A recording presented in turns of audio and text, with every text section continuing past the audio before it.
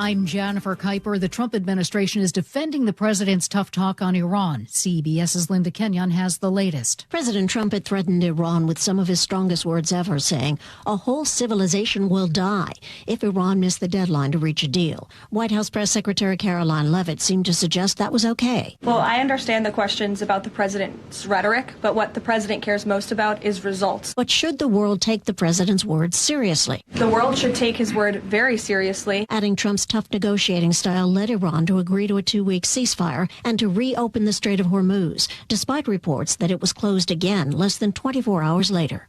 Linda Kenyon, CBS News, the White House. Israel has carried out a wave of airstrikes in parts of southern Lebanon and Beirut. Prime Minister Benjamin Netanyahu says the ceasefire does not cover the fighting against Iran-backed Hezbollah. BBC correspondent Lena Sinjab is in Beirut. The attack took place in the early afternoon here in Lebanon. Dozens of airstrikes. The Israelis say that they've carried out almost 100 airstrikes across Lebanon, mainly in the south and here in Beirut. A judge in Los Angeles gives a 15-year sentence to Jasveen Sangha, who admitted selling Friend star Matthew Perry the ketamine that killed him. Gilgo Beach serial killer suspect Rex Heuermann changes his plea to guilty in the murders of 7 women.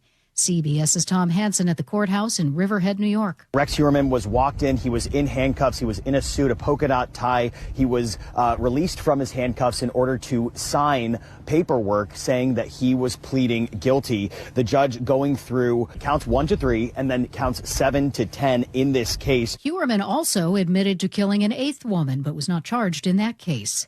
It's like driver's ed, but for astronauts on a spacecraft. CBS News space consultant Bill Harwood. What they're doing today is they're using the joysticks in the cockpit. They can rotate the spacecraft, they can tilt it up and down, all the sorts of minor adjustments that you might need to make someday during a docking. The Artemis II crew is heading back to Earth after looping around the far side of the moon. A California sheriff is ordered to pause his probe into 2025 ballots. CBS's Allison Keyes explains. A California county sheriff seized 1,000 boxes of election materials to investigate a complaint about the ballot count from a November 2025 special election on redistricting.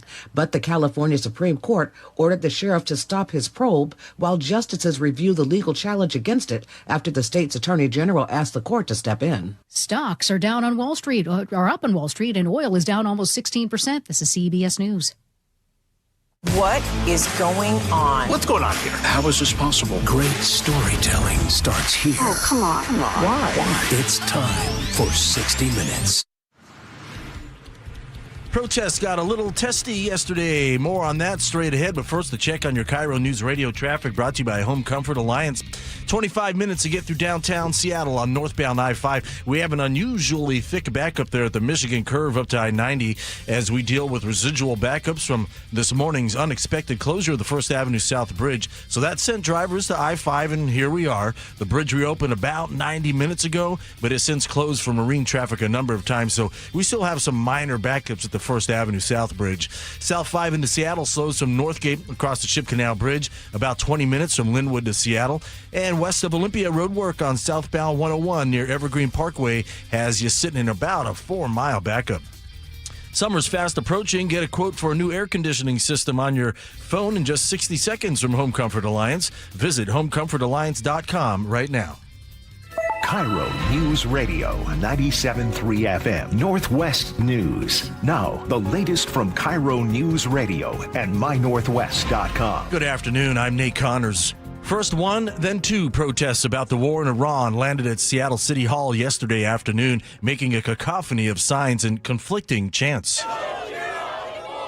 State Representative Daria Farivar, whose parents are from Iran, organized the first one. That here, we would never justify the destruction of an entire population. Soon, KIRO 7 TV caught counter-protesters who arrived supporting the war. This criminal regime is not only dangerous for our citizens in Iran, Iranian people, but also for whole world. Tensions were high as some people got in each other's faces and each side blocked the other from their signs. No arrests were made. Investigators say a delivery driver stole hundreds of Amazon packages. KIRO 7 TV's Jack Bilyeu has that story. Body cam footage shows deputies arriving at a home in Parkland. That doesn't look right.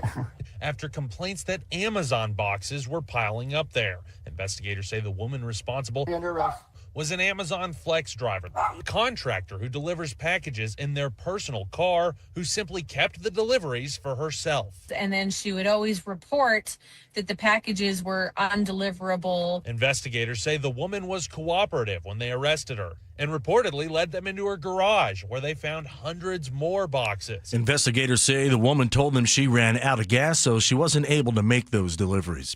Well, the Mariners lose again in Texas. Cal Raleigh briefly got them the lead, and then... Park runner goes, swinging a well-hit ball deep to left center field. Randy going back, and this one is gone. Home run by Kyle Higashioka, a two-run line shot. And the Rangers now lead the ball game by a score of 3-2. The Mariners are now 4-8, putting them near the bottom of the AL West. And now look at your KIRO News Radio weather. Sunny and low 60s this afternoon. Thursday a little warmer, and a little warmer than that on Friday before showers move in for the weekend. Sunshine and 53 in downtown Seattle. I'm Nate Connors, KIRO News Radio. Your best source for local news, serving Western Washington and the world with a KIRO News Radio app. Always streaming live on your smart speakers. You're listening to KIRO News Radio, Northwest News. And now, it's time for the Jake and Spike Show on KIRO News Radio. With your hosts, Jake Skorheim and Spike O'Neill. Welcome to the show. Happy Wednesday to you. Jake Skorheim here, sitting alongside Spike O'Neill. Spike, happy Wednesday, welcome buddy. To the show. Thank you, my friend. Happy hump day to you. A lot of stuff to get to today. Big news day. Big news day. We got updates on everything happening in Iran right now. We've also got a bunch of stuff locally here. Roads in your state of Washington. Newsflash. Newsflash. They're bad. Yeah, no, They're we're spending bad. a lot. We're not Yeah. getting much for our money, so Right. not a great return if you do like returns for your money, but whatever. We'll talk about that as well. We got some guests coming up later in the show. It's going to be really interesting. But to start us all off, we want to welcome somebody, a new reporter we have at KIRO News Radio, John Repp. Yeah. Who we have not had you on the show yet, so welcome, John. It's my first time. Thank you. Did you bring us the traditional welcome gift? Donuts? Yeah, We expect donuts? I think I have my staff working on that. Attaboy. Yeah, Look at him. for sure. Right out of the gate. John, welcome. You're covering all the stuff going on in Iran right now, kind of following it closely so that we don't have to. You and Spike are following it very closely, and I'm watching it from a far distance, but welcome There's a to the lot. show. Yeah, it's a team effort. So give us an update. Yesterday there was a 5 p.m. deadline, local time, and what happened? Oh, man. How much time do you have? All you we need, got 2 minutes. I mean, okay, so 40. there were threats about from the president about genocide, about bombing civilian targets, and then all of a sudden there was conflicting reports, but essentially that a deal had been struck and that the Strait of Hormuz was going to be reopened. And it's interesting because there were different versions of what that deal was. It really depends on what you talk to, who you talk to. And then come to find out this morning that the strait is closed again. So the initial verbiage is that the military from Iran was going to oversee ship passage through the strait. Yeah. What's left of the military, yeah. Right. And as their technical capacity allowed. And then Israel was like, well, we're going to keep doing airstrikes on Lebanon. So this ceasefire doesn't apply to us. Okay. And so now Iran is like, nope, strait's closed again. So the strait's closed. As of this morning. And that's the issue here is that we have allies in this war with Iran, Israel, and the United States that don't seem to be having the same goal or the same restrictions or parameters. One side says for the Pakistanis who helped broker this peace deal with Iran. And again, it's not as much as a peace deal; it's a temporary ceasefire, right? Yes, the deal is the you. thing that's being negotiated right now. So we'll call the deal. It's not right. Their initial statement was that both Israel and the United States and Iran, all three parties, are subject to the concessions and agreements made in the ceasefire. Israel says they're not part. They're not being held by this, and they attacked Lebanon this morning. Beirut, reported 89 deaths this morning after the ceasefire.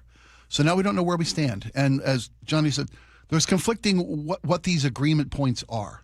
That's right, and kind of who is abiding by what. Iran is accusing the U.S. of not abiding by the agreement, and it's just pretty messy. But I think the other thing that I've been reporting on this morning is the war of words. What the president of the United States has been saying on social media. I mean, you remember 24 hours ago where we were like, what is going to happen? Like, is he going to just unleash fury on Iran? And it sounded like that was going to happen.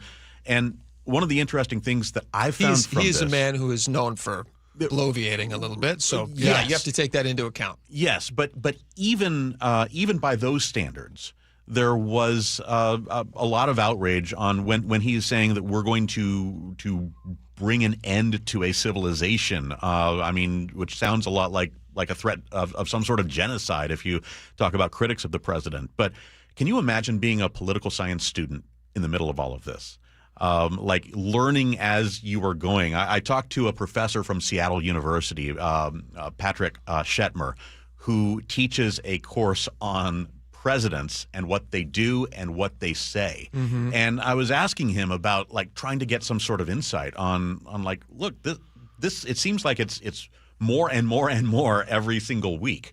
And he said, one of the things that I have my students do is I have them read what presidents have written in the past. And so he's like, art of the deal, go to his students. Yeah.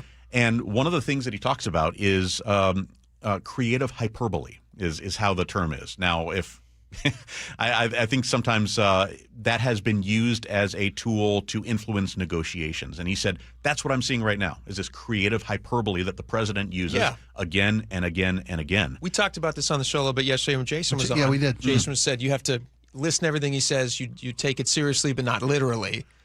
And that's probably what your professor's getting at as well, it sounds like. That's the crux of it, because he is in the White House. He does have the world's strongest arsenal behind him. Sure. So you can't just be like, I'm not but we're not talking about paying contractors for a casino project or a hotel in Dubai. We're talking about U.S. military being asked. I heard stories yesterday of there was rumors of various military personnel who were questioning the legality of the orders to annihilate a civilization. Have you heard any of those? Oh, yeah. I mean, like what would happen if this big talk, and this is one of the things that he said, is like, the president may paint himself into a corner where, you gotta put up or shut up, right? And so what happens then? Like, if there is some sort of an order to maybe, let's say, commit a war crime, what are some of the levers that are pulled? And it starts with the boots on the ground, right? Because if there was something like that, this professor pointed out that the people who have been told to carry out this order can say, no, I'm not going to, it's illegal.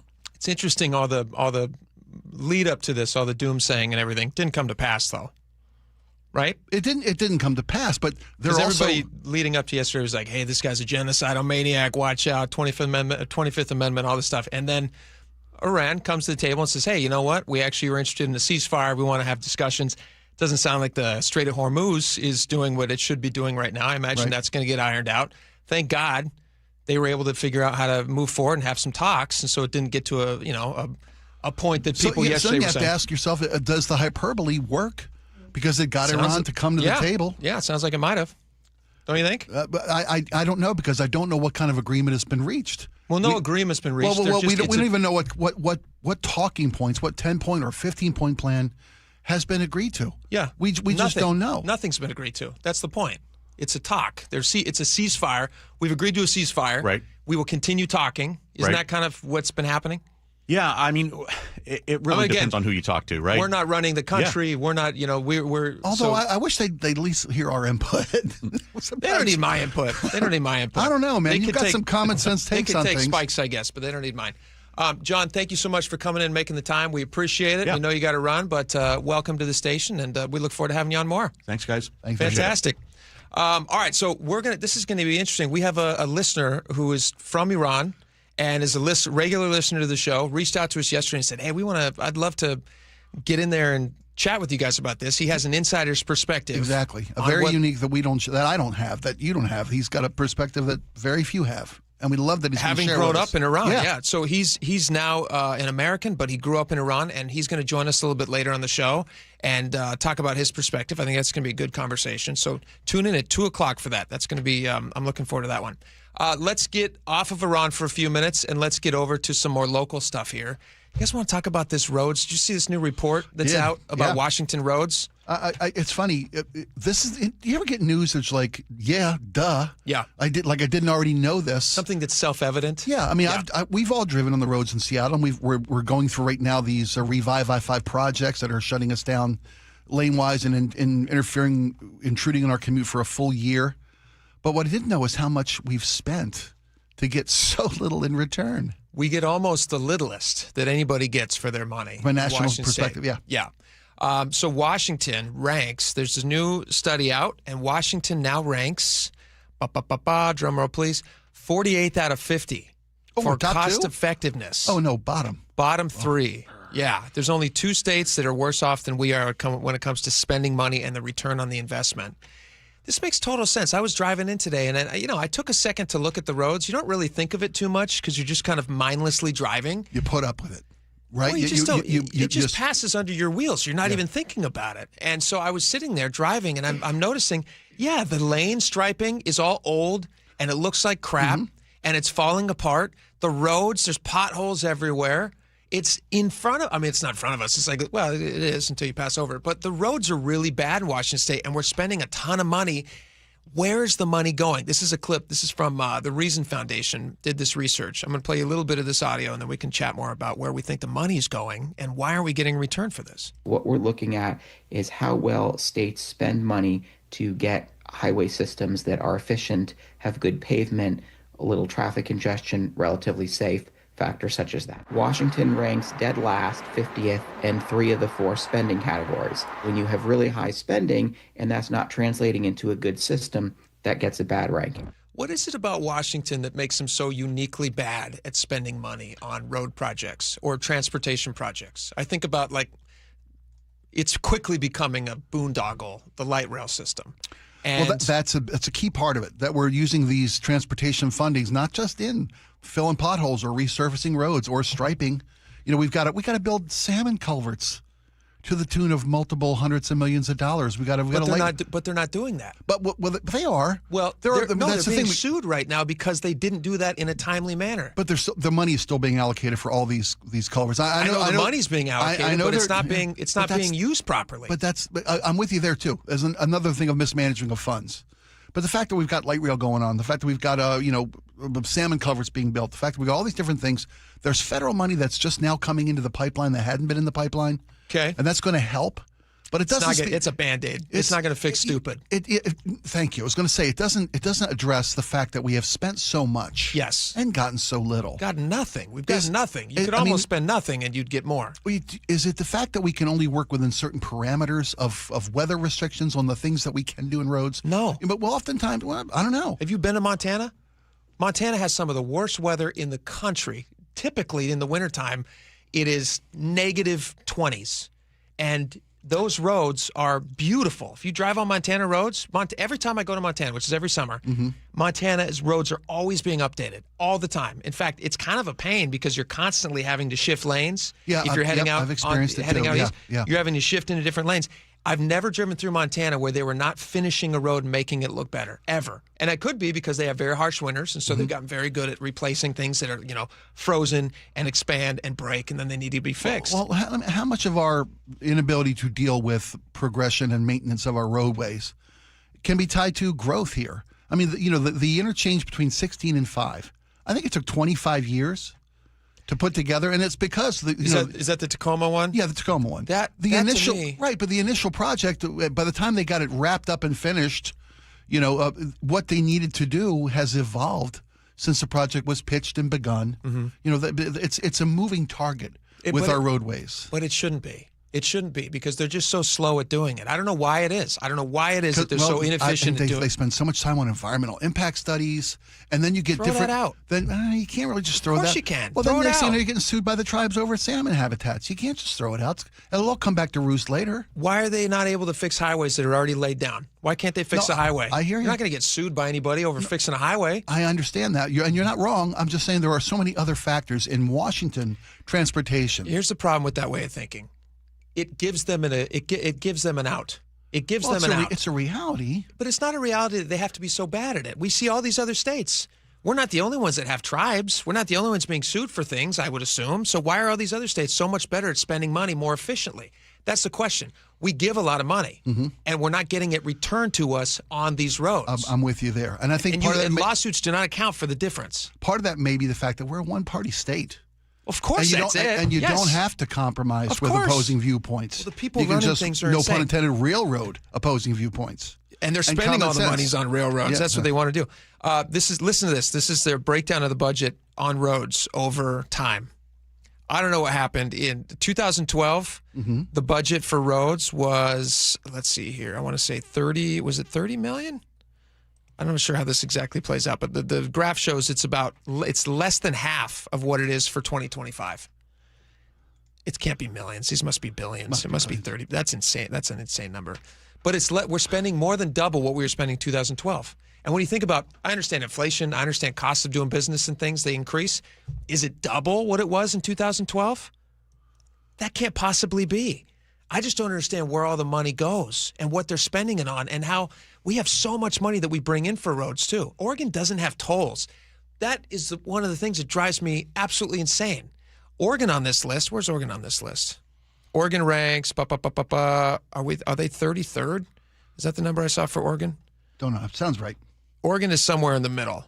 We're at the bottom, but Oregon is somewhere in the middle. And let's see here. Compared to neighboring states, Washington's performance is mixed. California, 49th. Montana, 22nd. So they're about in the middle of the road. But again, Montana has crazy weather. Nevada, 25th. Idaho, 26th. Oregon, 33rd. I don't understand how Oregon can figure it out. We have the exact same weather, right? We do, but we have far more social and economic requirements of roadways than Oregon does. Outside of Portland, that's all they got in the way of a big city in Oregon. Yeah. Right? And But outside of Seattle, what do we got? We got we got this corridor between Seattle and Tacoma. You got Everett to Tacoma and all the way over to Bellevue. It's a much bigger municipal metro area that has far greater transportation needs and idiosyncrasies than Oregon does. But it's let alone Montana or Idaho. But it's pulling in way, way, way more money. So it's a question of efficiency. It's not saying that Oregon has, yes, they're spending less money on the roads and they have less people. They're bringing in less money in taxes as well. Why does Washington need all these things? I don't know. You don't have an answer to these things. I'm not saying you should. No, I hear you. Why does Washington need to collect both the highest gas tax, one of the highest gas taxes, I think the second most in the country, maybe, second or third usually, and tolls? Well, that's California envy. We know that. But that's California envy. Why do we do it to ourselves? Why do we say yes to this stuff? Well, I think we got drunk on prosperity because this state had a budget 15 years ago. We had a surplus 15 years ago. We got drunk on prosperity, the economic insulation that this region felt and enjoyed because of Microsoft and Boeing and even before Amazon. Nintendo was here. We had this economic insulation and this budgetary surplus, and we got high on our own supply, to borrow a phrase. Yeah. And we said, well, we can invest in a CCA. We can invest in clean energy and clean air and blah, blah, all these different things. Then when things tighten up, as they have for everybody else in the country, we're already down the track of pipe dreams and pie in the sky ideology. And now that we have faced the reality of an economic change in American culture, we can't pull back from the pie in the sky dreams and the no longer necessities. They're luxuries. These ecological dreams. And I've been saying this for a while, and we all agree this. You got to look at your ability to govern from a practical standpoint. We aren't there anymore. We can't continue to chase that dream at the expense of being able to provide basic services for the state. Yeah, if you can't provide roads. And then falling back on a taxation policy that's driving families and businesses out of town. Yeah. And shrinking the tax base itself. Can't disagree with anything you said. Yeah, it all sounds like common sense, smart stuff. That's because I work with you. Well, and you're bringing me around. We're just two smart guys, I guess. We're geniuses. Yes. I don't know what's in the coffee today, but I'm sure it's not legal. We have a lot more coming up. You don't want to miss a second of it. This is really interesting, actually. There's this new study out that's showing that people over 65-year-olds are doing an interesting thing. We'll tell you about it. And also, these are more financial numbers, but they're actually really interesting in how this plays out, what it means for you and your life. So stick around. We'll be right back.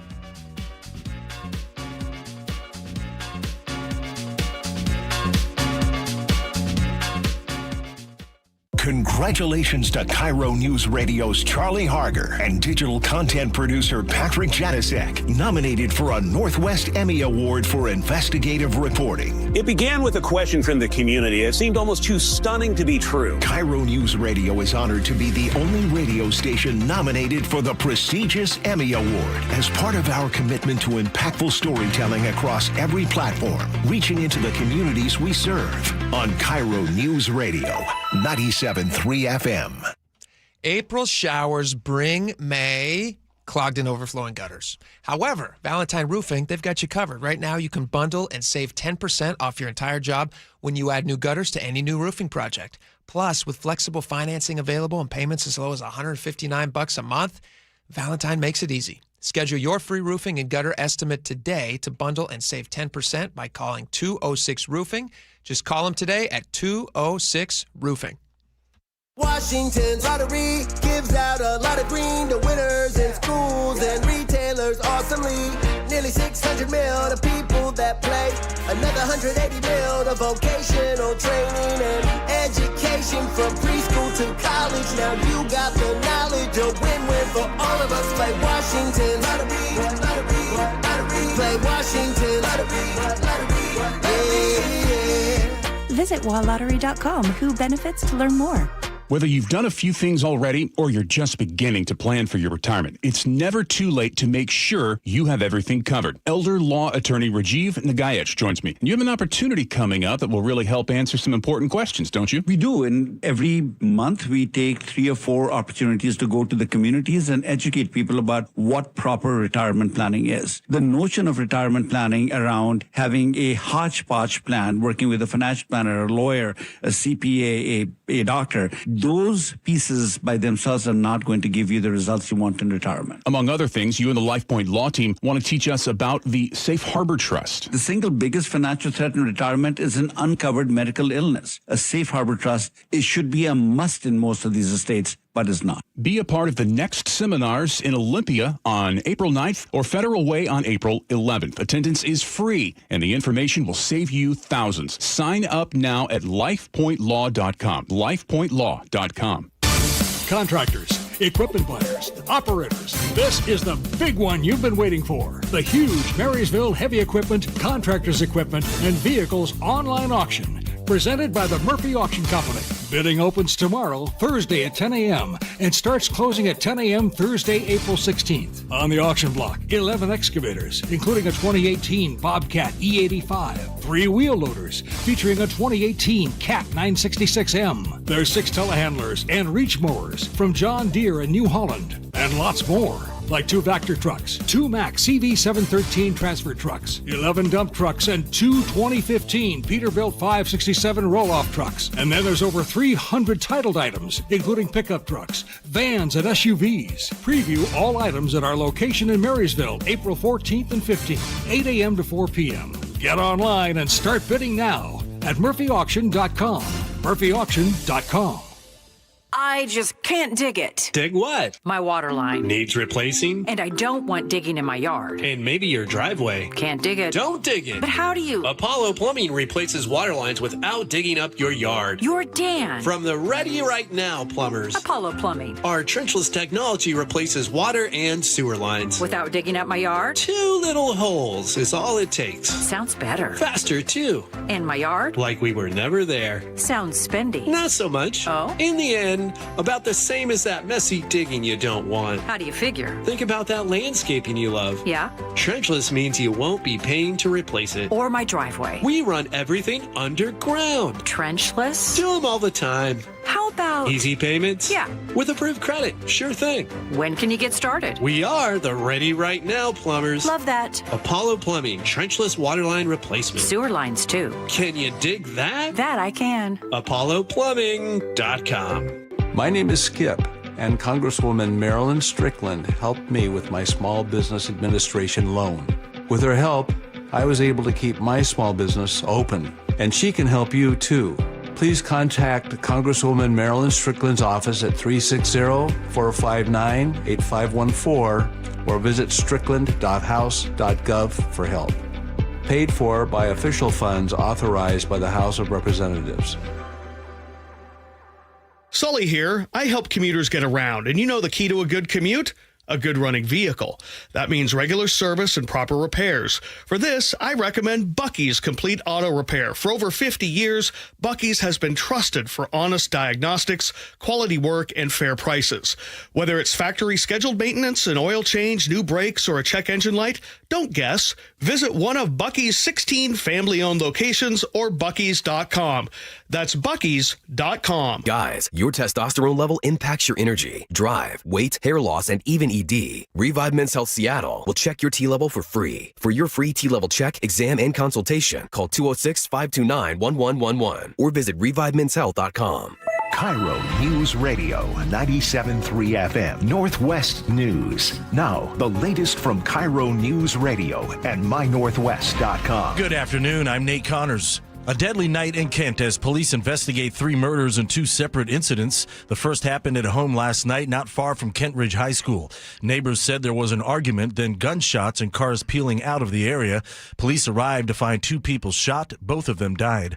A second scene unfolded just 2 hours later. Investigators say someone found a man lying on a sidewalk outside a bar on West Meeker Street just before midnight, bleeding. First responders tried to save him but could not. Initial reports indicate the victim was stabbed. No suspect information has been released in either case, and again, these cases are believed to be unrelated. For the 4th straight year, Washington is experiencing drought conditions, and today officials declared a statewide drought emergency. Washington Ecology Department Director Casey Sixkiller says drought declarations are made when the water supply is below 75% of normal. There's no way to sugarcoat what is happening today. We have entered April with roughly half of our normal snowpack. Our summer water supply is stored in winter snowpack. Now, the Seattle-Tacoma area is not expected to have any water supply issues this summer. But in other parts of the state, there will be less water for irrigation, and Washington will have an increased wildfire risk. Frank Lindsay, KIRO News Radio. A new report from the Downtown Seattle Association shows visitor traffic in the city's urban core has bounced back to pre-pandemic levels, and the number of people living in downtown has hit an all-time high with nearly 110,000 residents. Association CEO John Scholes tells KIRO Radio's G and Ursula. Total visitors last summer was higher than what we saw in 2019. So you look from April to September, there's an incredible amount of activity in downtown Seattle. But Scholes warns the city is losing the fight for jobs, saying downtown employment has declined for 4 straight years. He blames Seattle's tax structure, including the Jumpstart payroll tax that targets large employers. A storm-damaged road in North Bend is reopened after 4 months. Southeast Edgewick Road is the main route connecting communities in the hills south of I-90, not far from Twin Falls. Back in December, the ground beneath the road fell away in a landslide. While crews worked to stabilize it, more slides, rain, and high water flow damaged it even more. More work needs to be done to protect Edgewick Road from future damage. King County estimates December storms caused more than $11 million in damage to county-owned roads and bridges. On Wall Street, stocks are on the rebound following the ceasefire in Iran. In fact, the Dow up nearly 1,200 points, S&P 500 up 150, and the NASDAQ up 554 points. And now your KIRO News Radio traffic brought to you by Day and Night Plumbing, Heating, Cooling, and Electric. 20 to 25 minutes to get through downtown Seattle on North 5. Scattered backups between the West Seattle Bridge and Ship Canal. Got a big clear patch, though, in the middle. South 5, you're crowded from Lake City Way to the Convention Center. Renton, North 405 slows through the S-curves. And west of Olympia, roadwork southbound 101 near Evergreen Parkway has created a 4-mile bumper-to-bumper backup back into Madrona Beach. Work is scheduled through 3 p.m. This month, when you install a new AC or a heat pump, you'll get a free furnace from Day and Night Plumbing, Heating, Cooling, and Electric. Scheduled today at dayandnight.com. KIRO News Radio weather, sunshine and low 60s today. Sunshine mid-60s Thursday, sunshine and 70 Friday. Sunshine and 53 right now downtown Seattle. I'm Nate Connors, KIRO News Radio. Your best source for local news. You're listening to KIRO News Radio, Northwest News.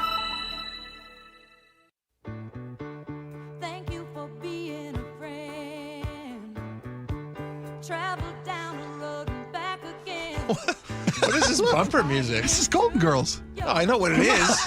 Why are we? This is great. Oh, because of old. Yes, the subject we're going to broach here is the life of older Americans. Yeah. And it's funny, I was reading this article, and it's the story that's featured is about a gentleman, 72 years old, successful professional, recently went through divorce, now finds that he's unable to live independently on his own Mm-hmm. because of financial constraints. He's 72, but in the article it says that people in their 50s, 60s are finding it during these economic times and the price of housing. Sure. That looking for roommates. Did you say he was recently divorced at 72? Recently divorced at 72. Wonder what happened. That's late to get a divorce. You never know. You live a long life and you get divorced in your 70s? What a waste. You're not going to be good for anybody now at 72? Maybe he found that his partner was, putting balloons in his shirt, and you never know. You never know the weirdness people live with. It's very late. It is. You have to go and figure out how to be appealing to a new person at 72? Good luck with that, by the way. Sounds like he's Dating financially hard up. No, thanks. He's not a catch. Doesn't sound like it. 72. I mean, you got to have at least youth or something. Or money. Or money. Or a nice place. You want to catch somebody, you got to either be young or rich. Guy's bringing nothing to the table. Yeah. He's asking to stay at your place and use your table. Yeah, I have cats. Is that okay? 72. Poor Sorry, guy. Well, she's young. She's still good. She's young. I know. I'm still cute enough to trick people into moving in with me and my cat. There you go. Yeah. Yeah. But 72. Cat. Good golly. Singular cat. For now. Yeah, singular. Prices are expensive. Yeah, that's for sure. I also wonder, in that specific case, though, those are life choices. I mean, if he was just like a guy who couldn't afford rent at 72, that is a unique situation, right? Because it's not so much. Folks who work for a living, they have a much more. Most do. Well, but when you get to the point of being on a fixed income, when you get to retirement age in your 60s, yeah, you or got 70s, your Social Security coming in. Then it's only so much you can do, and housing costs have risen. Yeah, no, along I know. with utility costs and all these things that are pricing people out of. I'm saying his situation is unique because of the divorce. Yeah, I'm not sure. He probably had to hand some money away. Probably had some Tina Fuente record collection that he just wouldn't let go. You're probably right. After years of her begging, let it go. But yeah, they are seeking roommates, which is interesting. They could do a Golden Girls situation. That might be nice because there's another article from AARP saying that old people, specifically old men, are very lonely. I've heard studies of late saying that you ever heard the term that sitting is the new smoking? I have not, but that makes sense. The sedentary lifestyle led to so many health complications for people who just weren't moving as much as people used to move in the past. Whatever happened to sit and be fit? That's a whole. Where did you hear that? Sitting is the new smoking. That's no good. It can kill you. When I was young, you could sit and be fit, and now it kills you. You got to get up and move. Well, it's short. It's your life. But they sitting and smoking is the worst.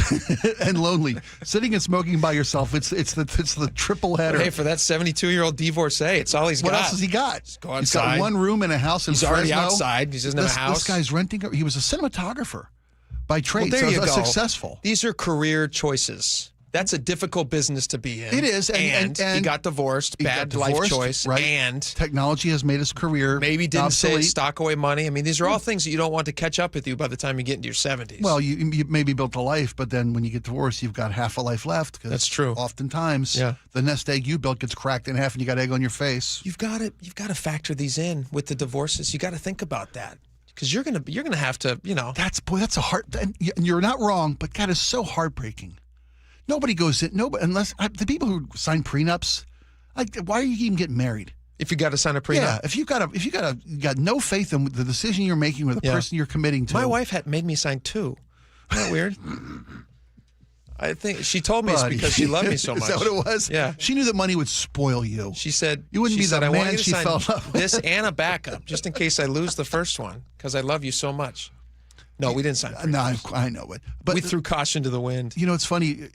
You don't plan on having to make these dramatic changes later in life. Yeah, I understand some people get divorced. I do think people jump into it. Not even the divorce factor, which is, but the fact that you've built this life and you bought this house and blah blah blah, or you've rented in this area and you've had this career. This guy had to move out of L.A. Couldn't afford L.A. anymore. He had to move to Fresno. These are life choices, man. LA's the most expensive city in the world to live in. But this you want to carve out a nice little life? I'll tell you where to go. Omaha, Nebraska. Not even Omaha, Nebraska. You want a nice, sweet little life? You get yourself over to Idaho, where they filmed Dante's Peak. I'm trying to remember the name of the town. That was the only movie they ever made there. Where'd they film Dante's Peak in Idaho? I drive to Wallace. You go to Wallace, Idaho. That is a sweet little life. Wasn't that leveled in the interruption, though? No, that was still all there? CGI. No. Yeah, camera tricks, which this guy would know about because he was in the business. He should go to Wallace, Idaho. He should carve out a nice little life. He's still trying to chase the Joneses. That's the problem. He's trying to live in an area that's too expensive. He's 72. He doesn't need to be settled. there. He's moved. He's moved out of. He's living in a room in Fresno with a total stranger, and all the nightmares that brings up. Litter box. You been to Fresno? No. It's a farming community, right? Boy, it's farm country. Somebody takes up smoking. Gives you something to do. There's nothing to do in Fresno. You been? You've not been. No. Yeah. I thought it was Farm Belt. Isn't it Farm Belt in California? There's a bunch of farms and stuff around there, but it's very hot. Okay. Very flat. Hot, dull, flat. Very flat and very hot. That's what it says on the city sign at the end of the. Yeah. But older roommates are becoming far more common than it was ever in the past. Yeah. So, folks, they should build more houses. They should build more houses. They should increase the supply. The demand goes down. Well, everything gets cheaper. People are realizing that having a shared living space, house shares are becoming far more common because it addresses both the financial considerations and the loneliness factor that helps seniors with the tend to deal loneliness. with. It really does. Yeah, unless you hate your roommate. And this guy sounds like he did. That's the problem. He let his marriage turn into a roommate situation. You can't do that. You're not wrong about that. You got to keep the romance alive at any age. I'm not 72 yet, but still, you got to look ahead. You got to work at it. You got to work at it. Man. And maybe he, I feel, God bless him, and I hope he's got to, figures his situation out. Or at least he finds smoking. Yeah. As a new best friend. Everybody needs a hobby. But don't do it sitting. I heard that's very bad for you. Get up and walk around. Yeah, exactly. All right, we got a lot more coming up. Stick around. We're going to be right back.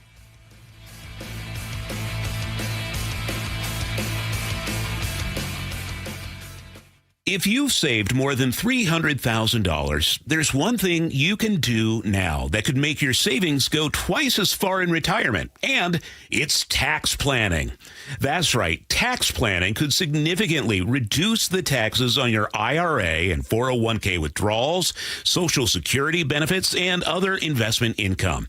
Charlie Harger here. Find out how much money you could save with a free retirement tax savings analysis from the good people at Boss Retirement Solutions. To schedule your free analysis, call 206-210-1350.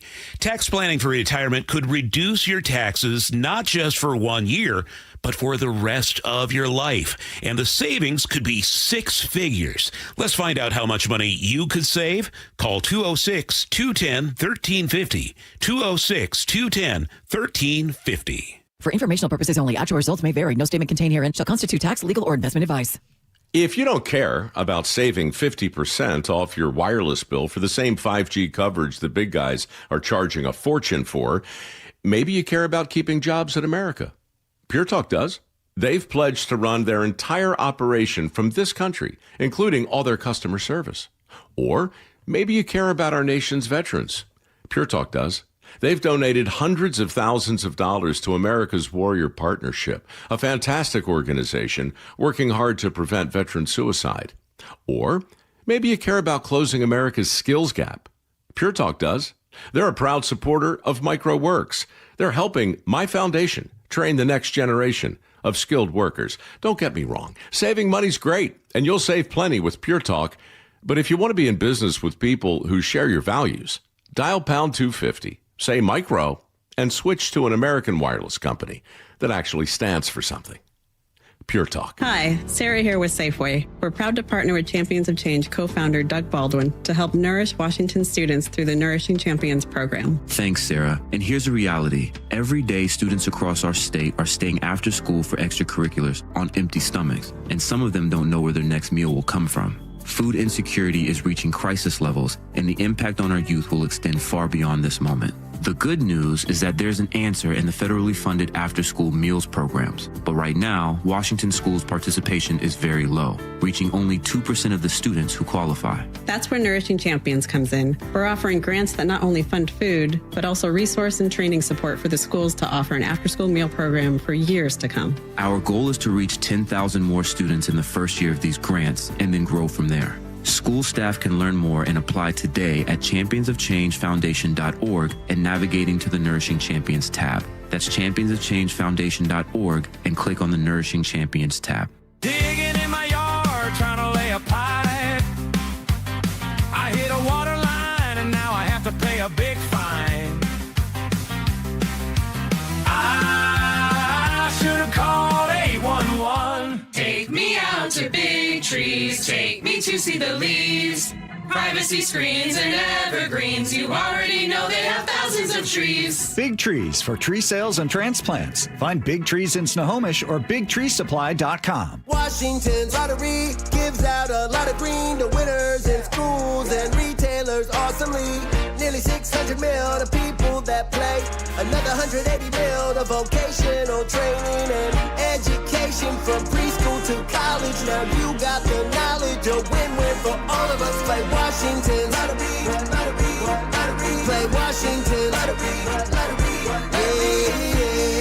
Visit WaLottery.com. Who benefits to learn more.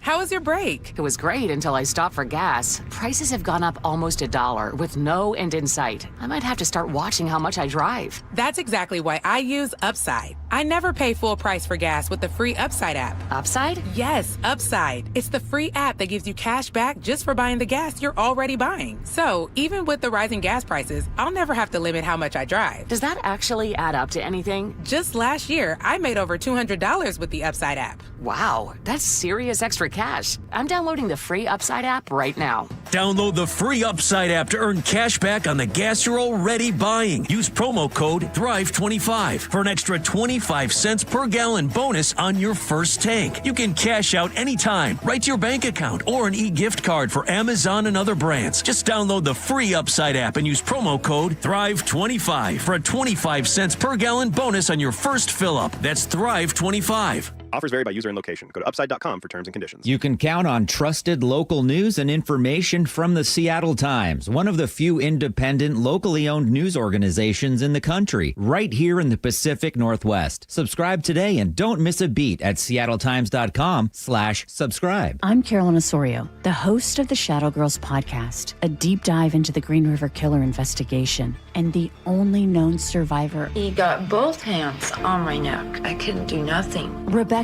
did do something. It was her tip that proved pivotal in the arrest and conviction of Gary Ridgway. Join us on April 9th for a true crime event, the behind-the-scenes story of how an imperfect witness finally got her reward. Tickets available right now at nwcave.org.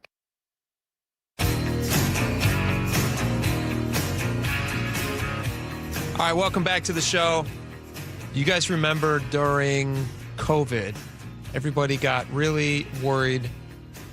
I don't even remember what caused this run on toilet paper, but people went and bought a lot of it. Isolation is what it was. Not being able to get out. Not being able, when so many stores were closed. I remember when COVID hit, my wife, who never left the house once, and I had to be the tribute. During COVID? Never. Not once. How long? For like a year and a half. Really? The truly unpleasant Mrs. O'Neill has a pretty serious permanent heart condition. Wow. It's made of black ice. A lot of people don't know that you can live like that, but she has managed. Anyway, I was the guy that was going out and doing all the shopping. Sure. And remember when things were rationed, they would say how much you could buy of certain essentials. Wipes and things like that. Bleach wipes were gold, and toilet paper was hoarded. You'd go into stores and have entirely empty aisles. I remember people wheeling through Costco with those flat carts, not even a shopping cart. Yeah, the big industrial the big size. Industrial flat carts with like they're going to build a fort out of toilet paper. We did at the house. We built a bunch of TP forts. It was fun. Do you remember there was a Curb Your Enthusiasm where they discovered that Larry David was a hoarder? A hoarder, yes. He was a COVID hoarder. Yes. And, yes. No, it wasn't Larry who was a COVID hoarder. It was, what's his name? The funny guy. It was a fake funeral for him. Yeah. And they discovered Al, his real name is Albert Einstein, but his, whatever, it doesn't matter. Yeah. I remember the episode. Anyway, people were hoarding. And now there's toilet paper is one of those. There's a shortage on the West Coast? There's going to be a shortage, they wonder, because listen to this, it's crazy. There was a warehouse where they held a bunch of this toilet paper. They don't make it on demand. They actually make a lot of it at once, and then they keep it. It's not a constant production cycle of TP? Well, yeah, it is. I mean, but once you're done with it, before there's not a season, is there? There's not a TP where season. You tap the trees. It's just after Super syrup. Bowl. There's a lot of TP that's required. But no, they do. So they have this 1.2 million square foot warehouse in Ontario, California. Yes, massive. Wow. Filled to the rafters with stacks of toilet paper. And apparently, I was just reading this news story. Apparently, one of the employees has been charged with arson and arrested. He's 29 years old. I'm not going to say his name. because it doesn't really matter to the story, but he has been arrested. He's 29 years old, and apparently he filmed himself, posted the video on Instagram, allegedly, according to different sources that I'm seeing here, setting the toilet paper on fire. Do you know what he says in the video? He says, "You may not pay us enough to bleeping live, but these bleeps are dirt cheap. There goes your inventory," and he lights it up. Wow. Because he's unhappy with how much he's getting paid, allegedly. And so he's now been arrested for arson. So now 3% of all the is this gone. This is like which, you think 3% doesn't sound like a ton of 100, but that's a lot of toilet paper when you think about how much people use. Yeah. And so now they're worried about on the western side of the country, which is, exactly.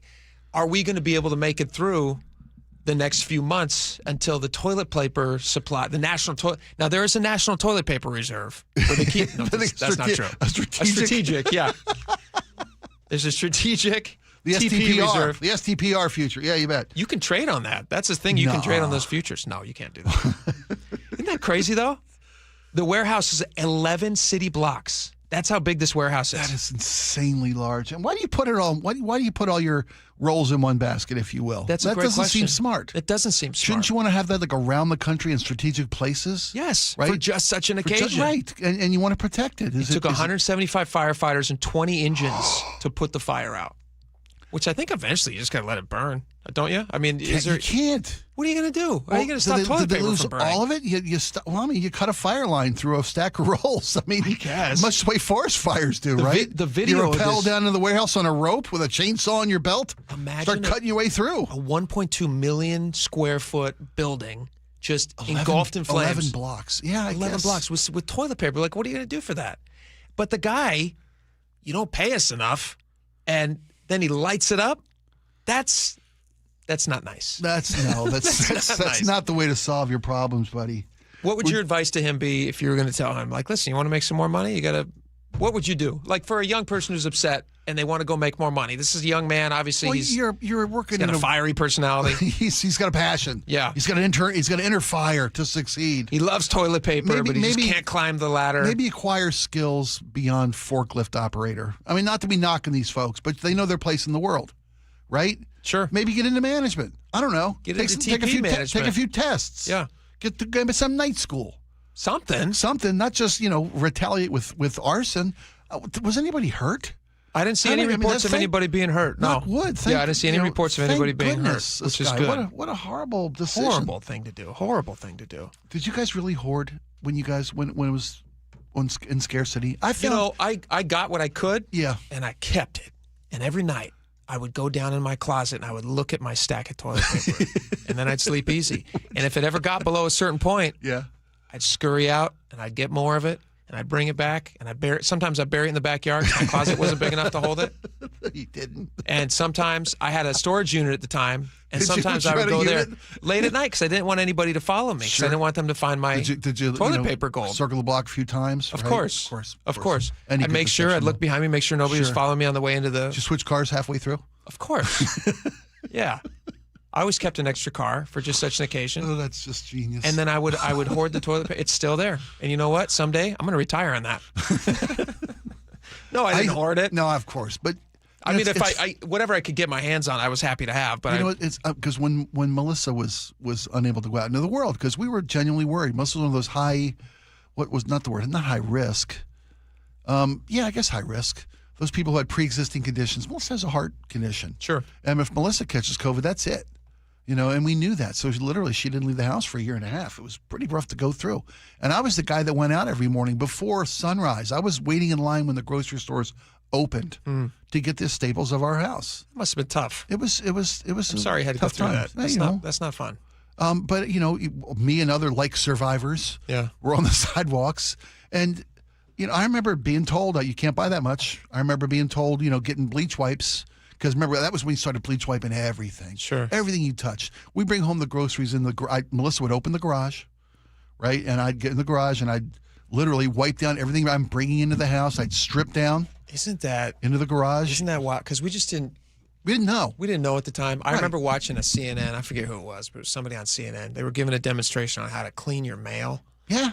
And I remember there was another one where they were talking about disinfecting your fruit. Yeah, I've seen it done. Literally wiping down fruit with a bleach. Yeah. And I'm like, what that to me was a key moment. That was a watershed moment where I went, oh, these people are nuts.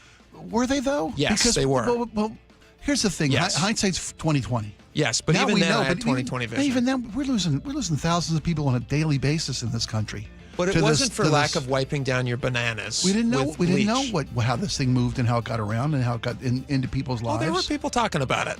There were people saying you don't need to wipe your bananas with bleach, and yet people were still being told to wipe your bananas with I bleach. hoarded bleach wipes and wiped my bananas down. I never wiped fruit, but I would wipe cans. Even you would have said, like, guys, it comes in a naturally protective covering. Yeah, but you don't need to wipe the outside with bleach. You got to touch that with your hand, and then you got to know. Yeah, I did. I really did. You wiped your bananas with bleach? Oh, yes. No, you didn't. We got to go. We'll be right back. Whether you've done a few things already or you're just beginning to plan for your retirement, it's never too late to make sure you have everything covered. Elder law attorney Rajiv Nagayach joins me. And you have an opportunity coming up that will really help answer some important questions, don't you? We do. And every month we take 3 or 4 opportunities to go to the communities and educate people about what proper retirement planning is. The notion of retirement planning around having a hodgepodge plan, working with a financial planner, a lawyer, a CPA, a doctor, those pieces by themselves are not going to give you the results you want in retirement. Among other things, you and the LifePoint Law team want to teach us about the Safe Harbor Trust. The single biggest financial threat in retirement is an uncovered medical illness. A Safe Harbor Trust should be a must in most of these estates, but is not. Be a part of the next seminars in Olympia on April 9th or Federal Way on April 11th. Attendance is free, and the information will save you thousands. Sign up now at lifepointlaw.com. lifepointlaw.com. This is the story of the one. As a procurement manager for a hospital system, she keeps every facility in her network stocked and ready. That's why she counts on Grainger to be her single source for thousands of products, from disinfectants to lighting, air filters, and more. And with fast, dependable delivery, Grainger helps her keep every facility stocked, safe, and running smoothly. Call 1-800-GRAINGER, click Grainger.com, or just stop by. Grainger, for the ones who get it done. I'm Ed Evans, CEO of Consumer Cellular. No, we're not one of the big guys. Truth is, we don't want to be. If you're over 50, Big Wireless probably has you paying for more data than you might need. You could be throwing away thousands over a lifetime. Our entry-level data plans start at just $20 a month. And for a limited time, switch and get your second month free. Call 1-888-FREEDOM, visit consumercellular.com or a store near you and get your second month free today. Plans include $5 credit for auto pay and e-billing. See site for additional details. Eric Johnson here. I spent the past 30 years working to help make our community better informed, better protected when it comes to consumer issues, and better equipped to take on whatever life throws at us. That's why I love the free Washington Accident book series from Davis Law Group. These books keep us better informed about the law, better able to protect ourselves on and off the road, and better off when all is said and done after an accident. Chris Davis didn't have to write these books. He did it because he saw a need. People who were in accidents or other legal situations didn't know what to do, what pictures to take, documents to request. Only a tiny fraction of the people who get these 3 books will ever become clients of Davis Law Group, but that's not the point. Chris wrote them because it was the right thing to do. The free Washington Accident book series is a must-have for drivers who want to be prepared for whatever the road might throw at them. Get yours at WashingtonAccidentBooks.com. Wait, everything on this IHOP value menu is just $6? I told you it was amazing. A huge plate of pancakes, bacon, and eggs is just $6. Wow. There's also French toast, a ham and cheese omelet, and oh, they got a BLT and fries now. Okay, we're coming here every day. You don't have to tell me twice. Feast for just $6 with the IHOP value menu.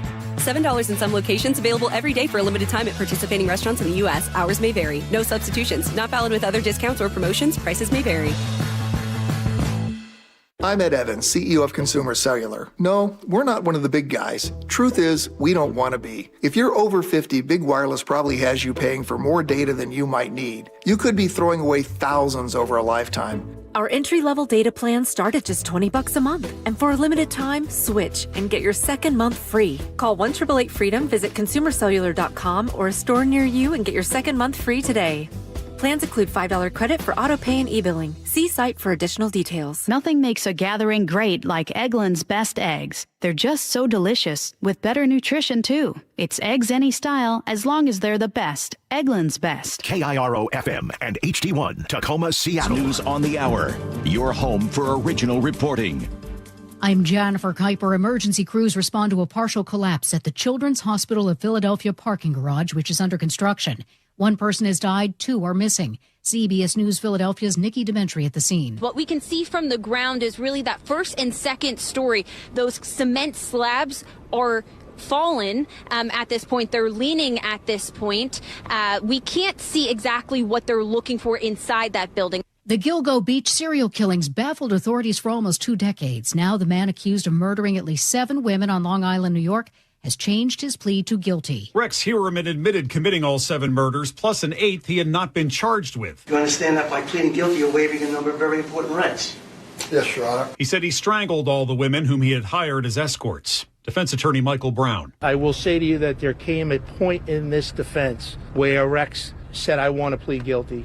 And it was at that point when we really had an objective of protecting his interests. Heuermann will likely be sentenced to life in prison in June. Michael Wallace, CBS News, New York. A U.S.-Iran ceasefire is threatened as Israel expands Lebanon strikes, hitting several commercial and residential areas in Beirut without warning. At least 112 people were killed and hundreds wounded. Vice President J.D. Vance is set to take part in truce discussions in Pakistan this weekend. If Iran wants to let this negotiation fall apart in a conflict where they were getting hammered over Lebanon, which has nothing to do with them and which the United States never once said was part of the ceasefire, that's ultimately their choice. We think that would be dumb. New details in the search for a missing Michigan woman. She was lost at sea off the Bahamas. 55-year-old Lynette Hooker was last seen Saturday on a small boat with her husband, Brian. CBS News has spoken to her daughter. Correspondent Christian Benavides reporting. The couple's nighttime boat ride in the Bahamas on Saturday turned into a nightmare when Lynette fell overboard. Her daughter Carly told us their life wasn't as picture perfect as it looks. It's always been kind of rocky. Their relationship has been a lot of fighting and drinking lately. So I'm just kind of questioning what actually went on in that dinghy. Paramount President Jeff Shell leaves the company amid a lawsuit alleging he violated U.S. Securities and Exchange Commission disclosure rules. Paramount Skydance, which owns CBS, says in a statement that the claims are baseless and that Shell has elected to transition from his positions as president and a member of the board of directors to focus on the lawsuit. Stocks have closed up on Wall Street. The Dow jumped 1,300 points. Oil closed down almost 15%. This is CBS News. It's one of the most successful law and justice programs in television history that continues to uncover the truth 48 hours, Saturday on CBS and streaming on Paramount Plus.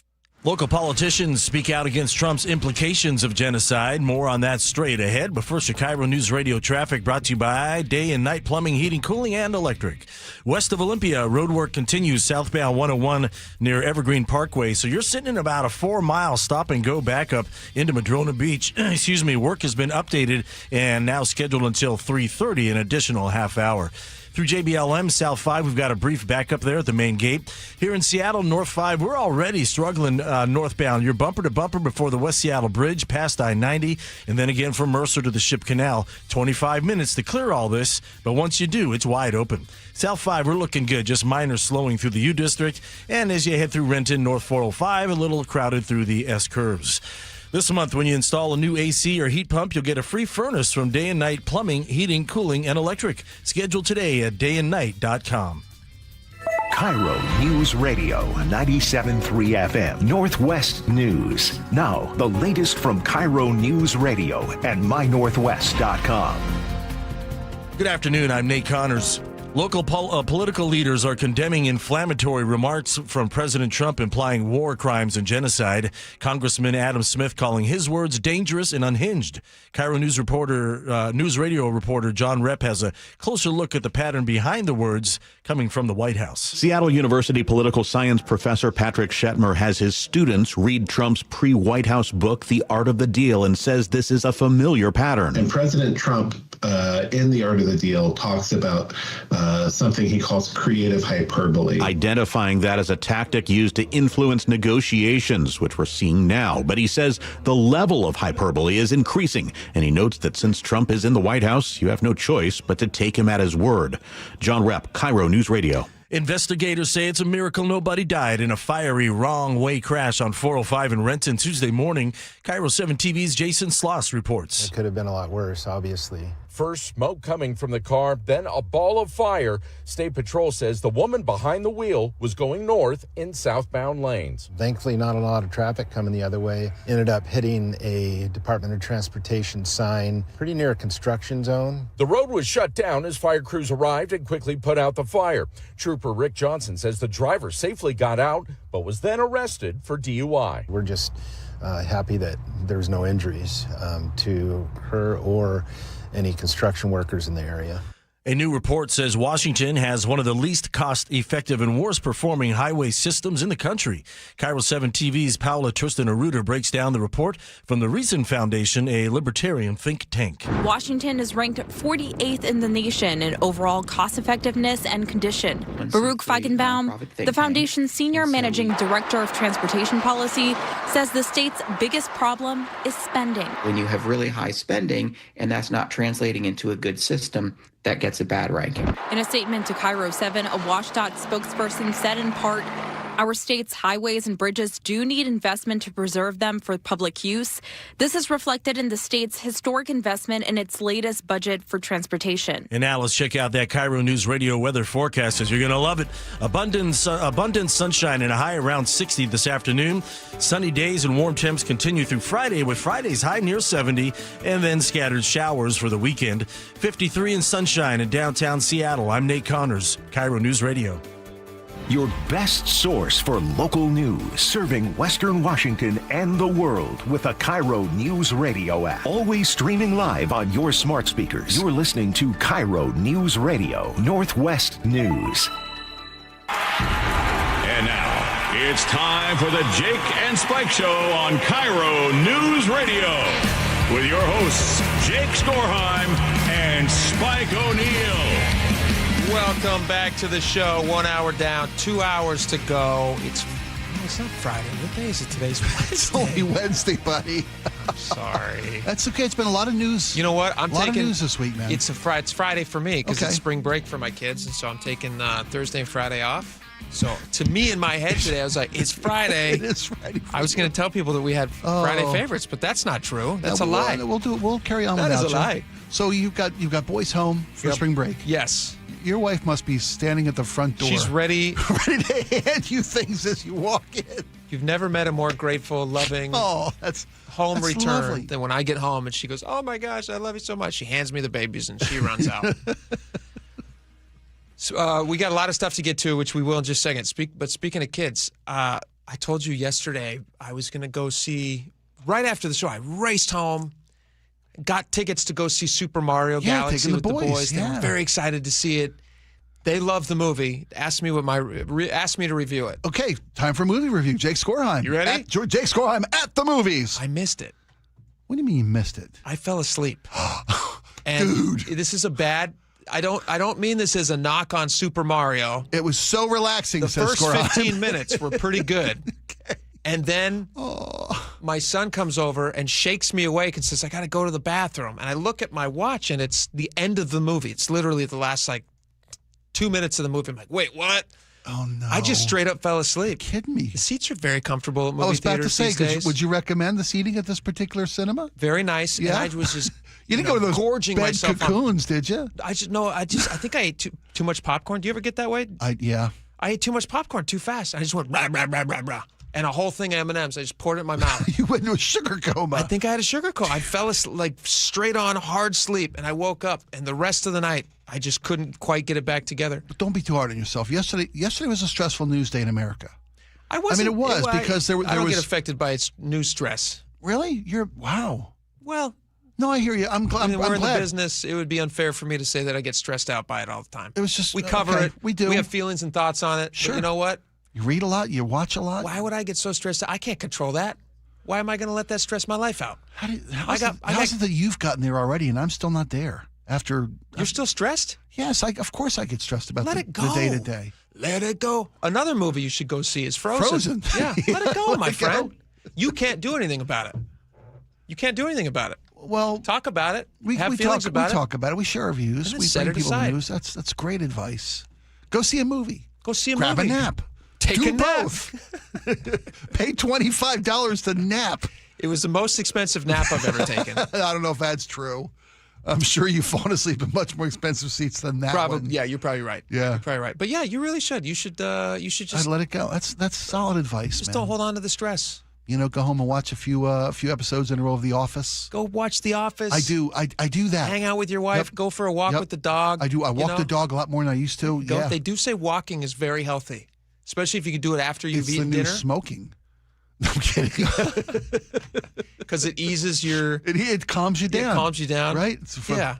podiacal nicotine. Whatever it is, that's what they say. You know who's stressed? These kids in Bellevue. Did you see this? Bellevue's International School. These kids. This is the prom story? Their prom venue. Yes. This is a bummer. How This is do a you- local story here. Give them the details, and I got questions. Seattle's Columbia Tower Club, which is closing.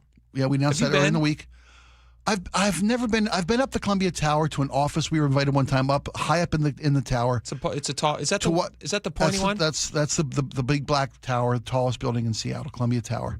We were invited up to one of the top floors to watch the Blue Angels one time. Ah, that's fun. Yeah, part of a radio group I was working for at the time. Got up into the swells, their office space. Yeah.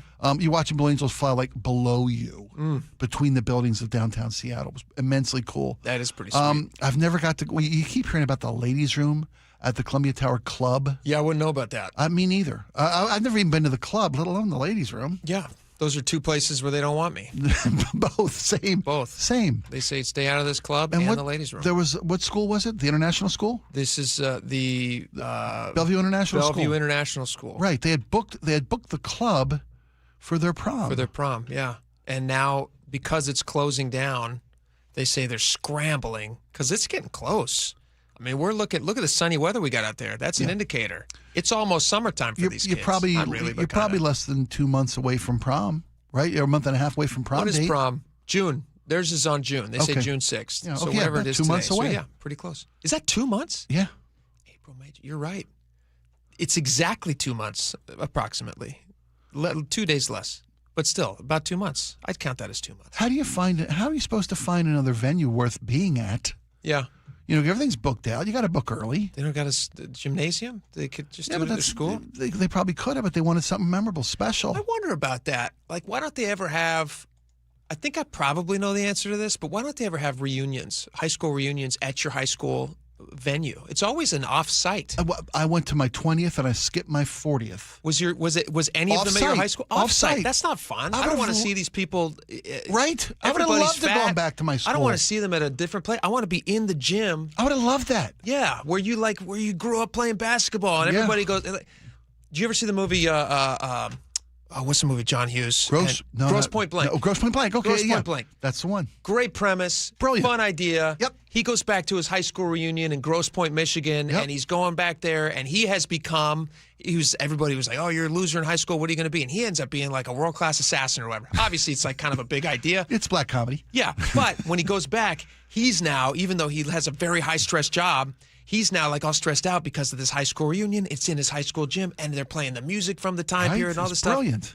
It looks really fun. I would have loved to be at go to your old locker. Yes. Right? Yes. And instead, they always do the off-site stuff. We went some wedding venue type. I think it was called La Fontainebleau. Oh, that's Was nice. the one we went to. You know, but it's where you have, you know, wedding rehearsal or wedding dinners and blah, all the things, receptions, Sure. and high school reunions with a big catering department. I'd rather have lunch ladies. Yeah. You know, I mean, you want to go back and relive high school. We've all had nice dinners. I don't need that. I got tons of that in my life. Once, just do a. Let us go back because you can never go back. What year did you graduate? Do you mind if I ask? 2002. Okay. So you had your 20th recently? I had my 20th. Did you go? Oh, heck yeah. Off-site, though? It was Right? off-site. Yeah. And everybody, I'm looking around everyone, and a couple of things happen at your 20th. People have either aged little or a lot. And some people got very heavy. And some people You could tell we're working hard to stay as thin as they possibly could. What was the to the point where it didn't look like they had very healthy what was like, the line love lives. in Grossman? It's like everyone had swelled. Everyone had swelled. I had a friend tell me that before because he had gone to his a couple years before I did, and he goes, you just watch. The funny thing about high school reunions is, even though you haven't seen each other forever, you're gonna like fall right back into your same groups, cliques. same cliques. You're gonna see all these old people, and he goes, everyone's gonna look old and kind of fat until about 20 minutes into it, and then everybody's gonna look exactly the same. Interesting. And it was true. I kind of experienced the same thing. Yeah. You know, we were all in the same cliques that we were in high school. Isn't that funny? And you try to walk around and you mingle, you catch up with folks. And did you have the photos of the of your class, your graduation photos on your tag? So fun. So you recognize these people? Yeah. I went to a high school reunion with a friend, a buddy of mine locally in town, to his high school reunion. And I pretended to be somebody else. I swear. I grabbed a name tag from some total dork. Yeah. And I got to play that. You pretended. They could tell, though, because the name tag was Stephen Imamura. Stephen, you've changed. My goodness. That's some corrective surgery. Yeah. You know, I did a DNA test, found out I wasn't Asian. I found out I was an old Irish man. I actually pulled it off. Did you really? Yes, it was a blast. You did the whole night? My buddy was feeding me intel on who I was talking to. That must it have was been it was bizarre. hilarious. It was so much fun. So much more fun than mine. Yeah. Yeah. Yeah, mine was like, you know. Tell me about yours. Mine was the same people, same snotty people were snotty. Mm-hmm. The same burnouts were burnouts. That's the thing. People really they don't change. They don't really change a ton, especially at 20. They just grow in size. In 40, and I skipped my 40th, so I had such a bad time at my 20th. Yeah, or just disappointing time. Not sure. a bad time, just disappointing. You know, a lot of the guys that I loved in high school, my clique, my guys, weren't invited. And we go to that event on Friday night. The Mixer. They weren't invited. Well, everybody's invited. Well, but the alumni committee, the reunion committee, didn't reach out to half the class. Oh, because they weren't in the popular They weren't cliquey. group. Yeah, they weren't cliquey enough. So we go to that Friday night Mixer, and I don't see my buddies, don't see Boz, don't see Timmy, don't see nobody. I call them up. They say, "Heck, come over there." I was like, "Go where? What? I didn't know about it." Which tells you the kind of crew I ran with. Yeah, I was going to say. Right? Has it been 20 years? Jeez, oh whiz. There's my sign. Where's Jimmy the Hands? I'm surprised I got invited. We didn't invite him for some reason. So these poor kids. They'll get over it. They're young. Whatever. It's fine. Here, you know what actually they could do, which would be nice? The tower, what is the Columbia Tower? Columbia Tower. Yeah. Why are they closing? They've decided just financially not viable anymore. They try to make a run of it. Here's a great idea. Turn it into a dance venue just for high school proms. You don't have the overhead around the club. You could just rent it out for proms. I mean, how is it that they're able to cancel it? If you've got somebody booked. That's another question. What better send-off for a tower club? What is it called again? The Columbia Tower? I didn't learn the name because they never invited me, so I was like, I don't care about this place closing. But the Columbia Tower Club, how cool would it be if they told the kids, like, hey, you know what? Let's throw you one last party you're going to remember for the rest of your life. You'll be the last party here. You can hold on to that forever. Yeah, going out in style. Go out in style. Seattle, Bellevue International School. Yeah. Senior prom. Senior prom. Night in the Clouds. The theme would be great. Night in the Clouds. Did you go to your prom? Was that a big deal for you? I skipped it. You skipped it. I skipped it. You're too cool. Well, I didn't even go to graduation. Really? I swear to you. Is that because you didn't graduate? Is that what you're telling me? It's funny you say that. I wasn't sure. Oh, you didn't know if you'd get a thing. I really wasn't sure. I took my last exam and I was on a bus to the beach. I had a summer job at the ocean. You know, we finished the last day of senior exams, and see ya. I didn't go back for prom. I didn't go back for graduation for nothing. Said, see you later, Mr. Belding. Later. Yeah. I didn't need that. You know, and then Do you regret not going to graduation? Yeah. Yeah, I think I do. Did your parents support that waited decision? for me and it was just O'Neill. Nothing. They went? No. Oh. They knew where I was. Yeah. But they also were kind of in the dark about whether or not I graduated. Really? It's funny, yeah. I mean, I went to college. You did graduate, though. I did, yeah. Yeah, I got, of course. Like, yeah, you got out. Of course. We may have, slid you a beer or two. They just wanted to get you out of there. They said, let's please pass him. Can we please pass this guy? Pretty much. But they should. But back to the proms, they really should. They should have them every one of them should be at your high school where you graduated. I'm with you there. And maybe that's what will happen for the Bellevue International School. And there's a big difference. We didn't plan on talking about proms this whole time or whatever we're talking about. reunions, but the 21 was interesting because I don't think I went to the 10. I felt like that was too close. Yeah. To being in high school. Right. So why 10 years? Why bother? Everybody's still scrambling for success, and too many comparisons. I think it would have been painful just to go and like watch everybody's so thirsty at that age, just to prove that they've become something. Yes. By 20, you are who you are. You've either become something or you haven't. And you got real no longer comfortable there. need the approval of those people, that clique. Yeah, but the cool kids. But even as I'm saying that, like, you're only 38 years old. That's so young. 38 years old is you got a lot of life left. And you've got a good life. Like you could actually, you could decide to do. It's funny, it wasn't always the case that way. I mean, we talked about before about how seniors are having to live, by them independently later in life. But their kids these days are buying homes later.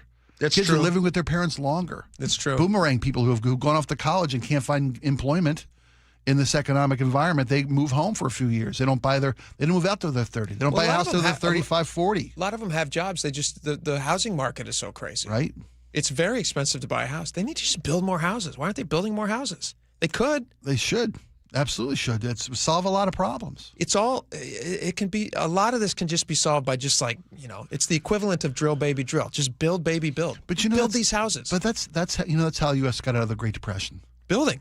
By building things. Yep. Yeah. Whether it's roadways or dams. Why would it be different now? Just build houses. All I hear about from Seattle is it's just so expensive to live here. It's so. What's the median cost of a house in Seattle? $900,000. $900,000. Yeah. I think the average cost of a house in Seattle is like or the starter house is like $850,000 or something, and the average cost of a house in Seattle is $1 million. Yeah. Just over $1 million. That's about right. Just build more houses. I don't know why put people to work. You have all these construction workers who would love that work, and it pays really well. It's great jobs. Yep. AI's not going to do that job, so that's a good work. No, that's the trend we need to follow through, is people becoming more practical in their occupational pursuits.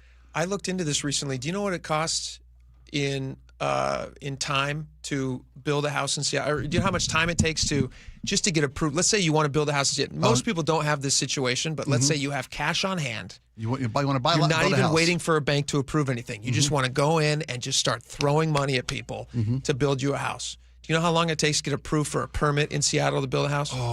4 months. 9. That's crazy. And if you want to build on a hill, and you're talking about like flooding, environmental impact stuff. Sure. Yeah. You want to do surveys and whatnot. Yeah. 12. That's a year. Yeah, that's long. I'm with you, but the requirements I think are solid. Do you know how long? Sound. Here's why I disagree with you. Do you know how long it takes to build a house in Bellevue?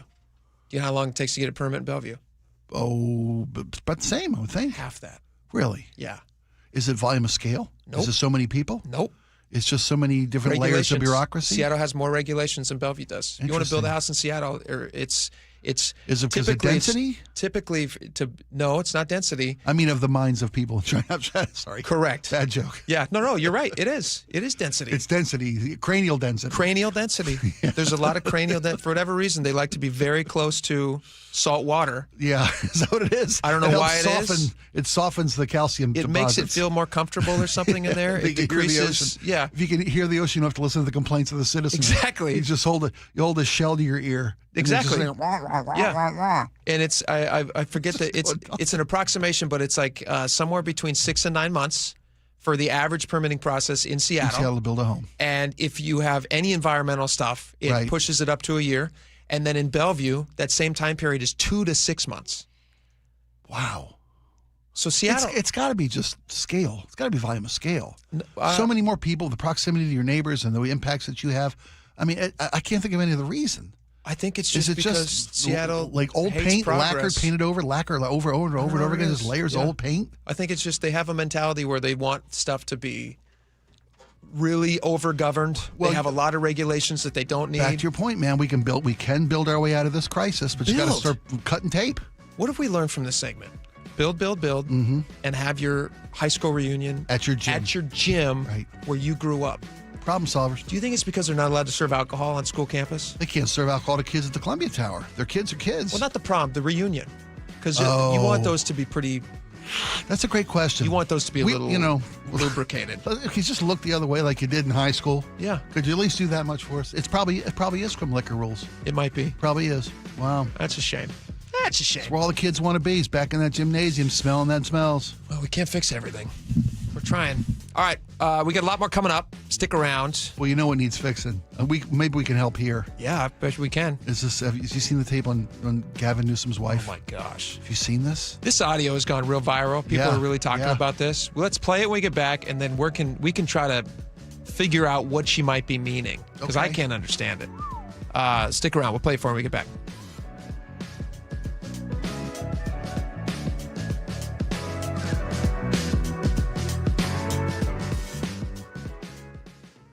This hour is brought to you by Insulation Northwest. Hartley Wilcox here. For over 100 years, my family has been committed to doing what's right. We believe food should be honest and wholesome. At Wilcox Farms, that starts with caring for our hens. They roam healthy pastures and enjoy a diet of organic grains and flaxseed. Why does that matter? Because what hens eat determines the quality of the eggs you eat. Our nature-first approach means vibrant golden yolks, richer flavor, and higher omega-3s for your family's health. When you choose Wilcox, you're not just buying eggs. You're supporting a farm that values animal welfare, sustainability, and community. It's real nutrition, real care, and real value.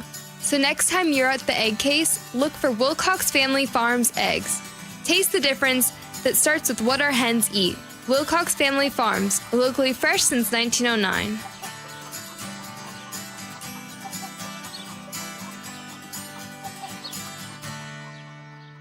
Congratulations to KIRO Newsradio's Charlie Harger and digital content producer Patrick Janasek, nominated for a Northwest Emmy Award for investigative reporting. It began with a question from the community. It seemed almost too stunning to be true. KIRO Newsradio is honored to be the only radio station nominated for the prestigious Emmy Award as part of our commitment to impactful storytelling across every platform, reaching into the communities we serve. On KIRO Newsradio, 97.3 FM. How was your break? It was great until I stopped for gas. Prices have gone up almost $1 with no end in sight. I might have to start watching how much I drive. That's exactly why I use Upside. I never pay full price for gas with the free Upside app. Upside? Yes, Upside. It's the free app that gives you cash back just for buying the gas you're already buying. So even with the rising gas prices, I'll never have to limit how much I drive. Does that actually add up to anything? Just last year, I made over $200 with the Upside app. Wow, that's serious extra cash. I'm downloading the free Upside app right now. Download the free Upside app to earn cash back on the gas you're already buying. Use promo code THRIVE25 for an extra 25 cents per gallon bonus on your first tank. You can cash out anytime, right to your bank account, or an e-gift card for Amazon and other brands. Just download the free Upside app and use promo code THRIVE25 for a 25 cents per gallon bonus on your first fill-up. That's THRIVE25. Offers vary by user and location. Go to upside.com for terms and conditions. Listen, every day across Washington, kids stay after school giving their all for sports and activities, many on empty stomachs. That's a problem. Food insecurity in our state is at crisis levels, and it's hurting learning and performance. Safeway and Champions of Change Foundation are stepping up with Nourishing Champions, providing grants to schools for after-school meal programs. Schools don't wait. Applications close April 8th. That's April 8th. Go to championsofchangefoundation.org and click Nourishing Champions. It's difficult to trust someone with your loved one's care. Aegis Living earns your trust every single day. Voted best senior living in Western Washington and ranked #1 senior living community in all of America by Seniorly. Aegis sets the standard for luxury assisted living and award-winning memory care. Resort-style comfort with state-of-the-art AI fall prevention, a staff who loves what they do, and your loved ones. Schedule a tour today at aegisliving.com/KIRO. That's AEGIS living.com/KIRO and get a special take-home gift. Aegis Living. This must be the place. At Fisher Investments, we may seem like other money managers, but we're different. What makes you so different than the rest of us? We ensure clients receive unparalleled service at every step of the relationship. Tell me more. Our investment counselors focus on service over sales, prioritizing clients' needs. How do you make money? We don't sell any commission-based products. We have a simple management fee based on the value of our clients' portfolio. So we do better when our clients do better. What about client portfolios?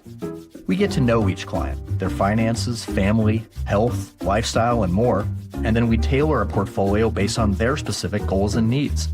Your clients really come first then, huh? Yes, we make them a top priority. Our goal is helping them achieve a comfortable retirement. Wow, maybe we are different. At Fisher Investments, we're clearly different. Learn more at FisherInvestments.com. Investing in securities involves the risk of loss. Spring is a perfect time to make improvements that protect and add value to your home. Hi, Justin Shirley, CEO of State Roofing and Exteriors. For decades, homeowners across the Pacific Northwest have trusted our team for roofing, siding, windows, and custom decking. This spring, save up to $3,000, or qualified homeowners can take advantage of 0 down, 0 payments, and 0 interest up to 24 months. Call 866-ROOF-ROOF or visit stateroofing.com today to schedule your free estimate. Right now, get a free furnace with the purchase of a premium heat pump and air cleaning package at CM Heating. Start today with an always free estimate. There's no beating CM Heating for heating, cooling, plumbing, or electrical. Go to cmheating.com. You can count on trusted local news and information from the Seattle Times, one of the few independent, locally owned news organizations in the country, right here in the Pacific Northwest. Subscribe today and don't miss a beat at seattletimes.com/subscribe. Jazz Alley invites you to get down with 8-piece Seattle funk and soul favorites, True Loves, featuring special guest keyboardist singer Nigel Hall. Show runs April 8th through the 12th. Tickets at jazzalley.com. Next up, blues with the Highway 99 All-Stars.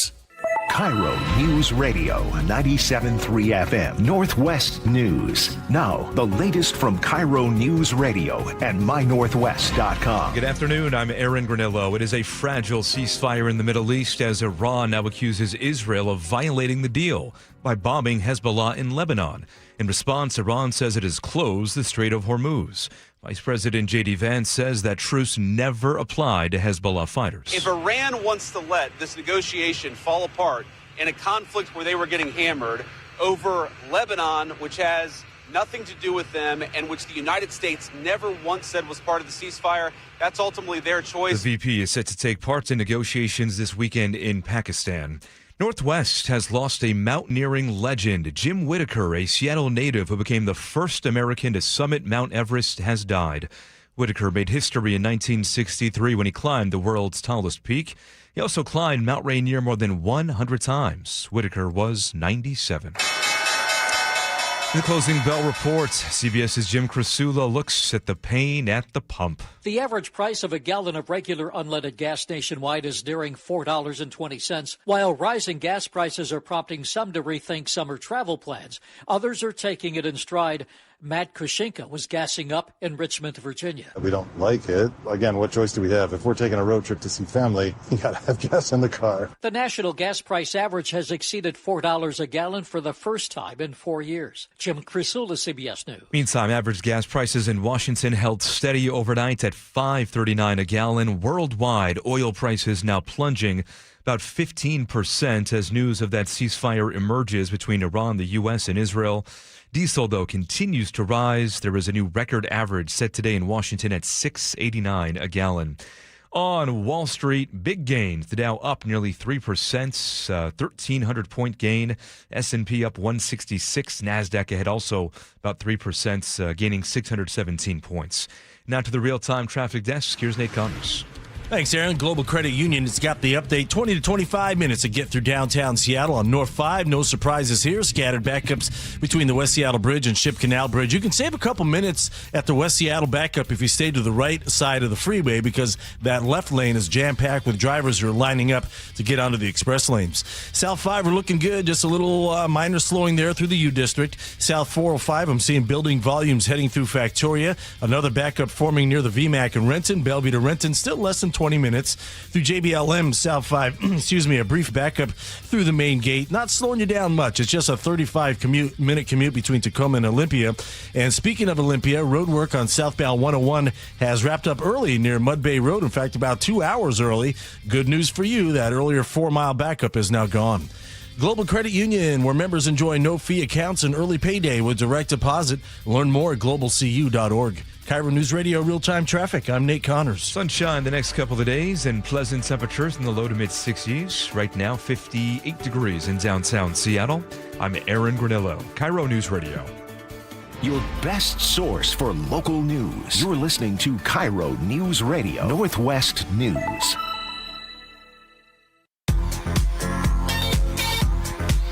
All right, welcome back to the show. This audio, I think, is safe to say this has gone viral. A lot of people have played this audio. Probably might be aware of it. If you haven't, we're about to play it for you, and we're going to try to make sense of it, get our takes on it. That's what you guys are asking for. You say, I wonder what Jake and Spike are thinking about this.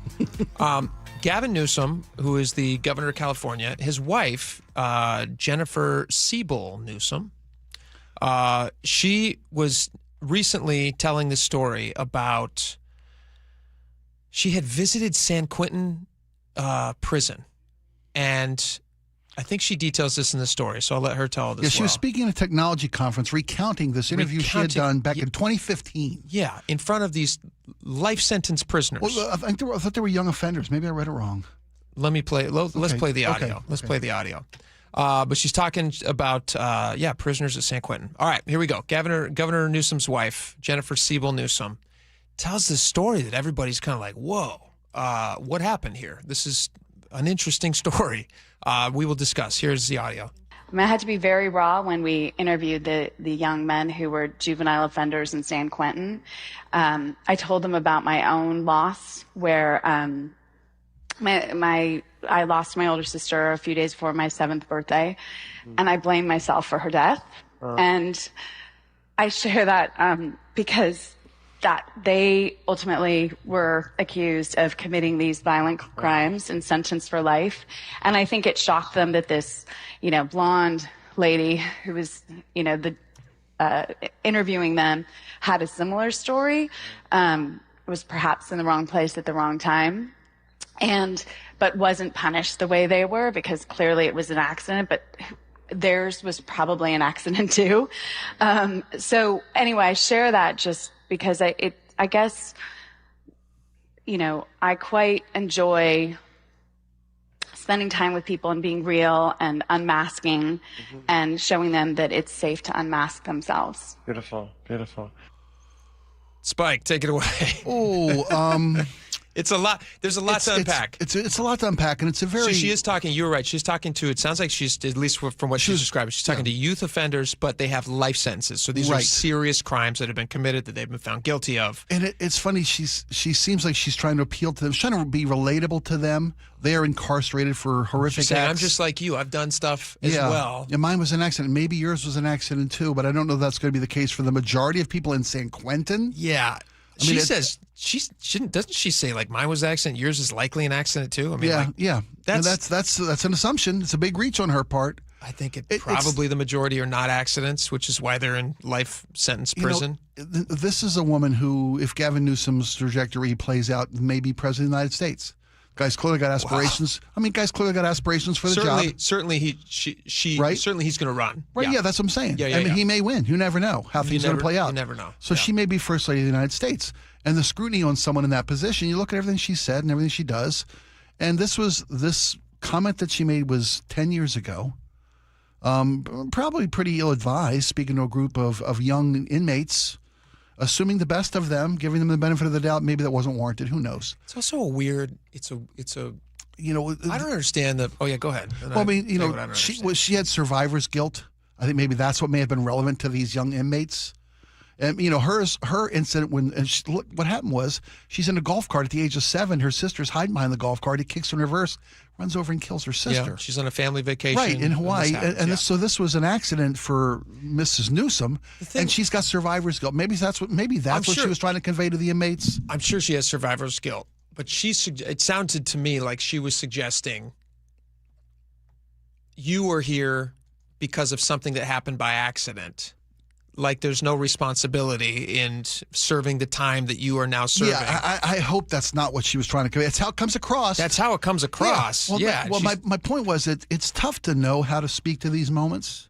It becomes more scrutinized as you become more prominent in public life. She's not young, though. She should know not to say silly things. Well, people become mature at various different levels of their life, different ages of their life, you know? Well, at least in this clip, she's at least in her late 30s or early 40s when she's saying this. You said it was 10 years ago? Yeah. Was she, if she's 6 in 1981, then she's too old to be.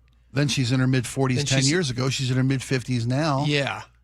I would think that you would. You're talking to somebody with a life sentence, but how is she thinking this is going to play to them? That's my question. She's like, listen, when I was a tiny little baby child, a horrible thing happened. Mm-hmm. I'm just like you. I live with I live with the guilt all my life. I never moved on. There's no comparison there. I mean, the reason that she's not in prison is because she was a 6-year-old child. It was an accident. She's talking to people who were doing horrible things and were convicted and are given life sentences for murders and rapes. And the idea that she's sitting there saying, hey, guess what? We're all the same, exactly. Wow, that cute blonde lady has the same grief and guilt I have. Unbelievable. Why isn't that? Yeah. Well, she's not in San Quentin because she was 6. That's why. She's not talking to a bunch of preschoolers. No, and she's not. And she's not talking about folks at a rehab facility or a halfway house. And not only does she share the story there, she then tells the story at a conference because she's so proud of the story she told when she was at the prison. That to me is, you tell it one time and you go you know what, egg on my face. Yeah, it was probably a bad call. That didn't come across like I wanted it to. I've learned since then. But then she says, here I am telling it again. I did this really nice thing. I talked to a bunch of people who have life sentences for horrible crimes, and I told them about the horrible thing that happened to me as well. Yeah, don't be so hard on yourself, I said. Same. Yeah. I don't understand that. Well, luckily for her. Luckily, I'm never running for first lady. Yeah, no one's going to vote for her. She's and if she keeps this up, we'll see. We'll see. She's an interesting character. She and Gavin both very interesting characters. It's going to be interesting to watch. If they do end up going, California, obviously. It breeds them different down there. Yeah. Disaster of a state. And if you watch them on a national scale, if that happens on a national scale, yay. But we'll see. That's why elections are fun. It's because we get to, all this stuff gets dug up and we get to talk about all this crazy stuff. Yeah, what becomes important in election season. Oof. Yeah. That is what's interesting, because you could have a clip like this. Yeah. And you just go what? Uh-huh. What are you talking about? And he picked her? And his ex was he married to Kimberly Guilfoyle? Yeah. Boy, he knows how to pick them. At a certain point, judgment comes a factor in your decision. I think that was a long time ago. Yeah. I think his judgment's been questionable for a while. All right, we got a lot more coming up. His hair's so good, man. He's got great hair. He does have great hair. Very, very, very slick and a full head of hair. Goes right up to his forehead. It's good stuff. We have a lot more coming up. Stick around. We're going to be right back.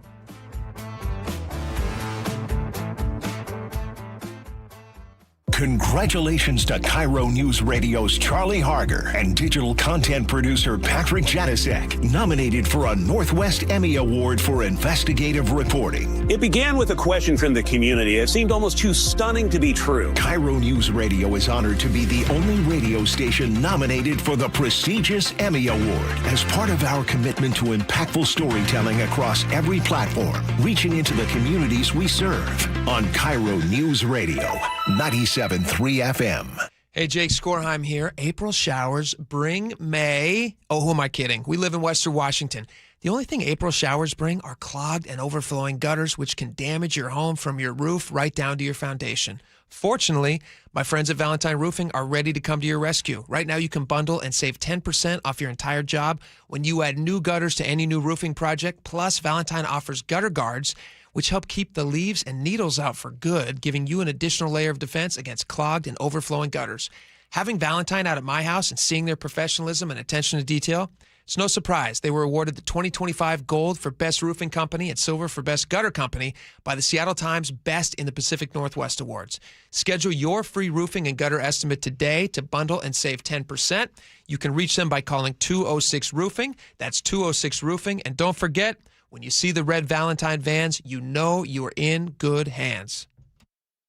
Whether you've done a few things already or you're just beginning to plan for your retirement, it's never too late to make sure you have everything covered. Elder law attorney Rajiv Nagayach joins me. And you have an opportunity coming up that will really help answer some important questions, don't you? We do. And every month we take 3 or 4 opportunities to go to the communities and educate people about what proper retirement planning is. The notion of retirement planning around having a hodgepodge plan, working with a financial planner, a lawyer, a CPA, a doctor, those pieces by themselves are not going to give you the results you want in retirement. Among other things, you and the LifePoint Law team want to teach us about the Safe Harbor Trust. The single biggest financial threat in retirement is an uncovered medical illness. A Safe Harbor Trust, it should be a must in most of these estates, but is not. Be a part of the next seminars in Olympia on April 9th or Federal Way on April 11th. Attendance is free, and the information will save you thousands. Sign up now at lifepointlaw.com. lifepointlaw.com. Take me out to big trees. Take me to see the leaves.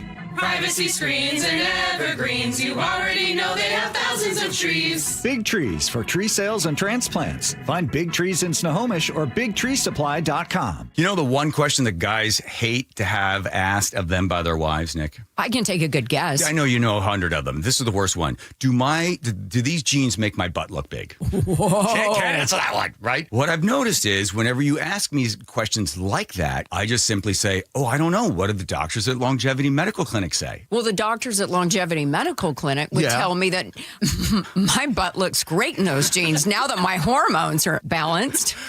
What'd they do? Did they give you something to bring your weight down? No, just a result of having my hormones balanced caused me to lose weight. Who would have known? I had no idea that would be a result of it. So that's good. So the answer is you look great. You're beautiful. I feel great. I look great. Yeah. And I know it. I've also noticed that your testosterone makes you a little feistier than you normally are as my beautiful Greek wife. I might be small, but I have a loud bark. Yes, you do. Do what Nick and I have done. Take a free health analysis at longevitymedicalclinic.com. Guys, did you know your testosterone affects everything in your system, including how you feel and perform every day?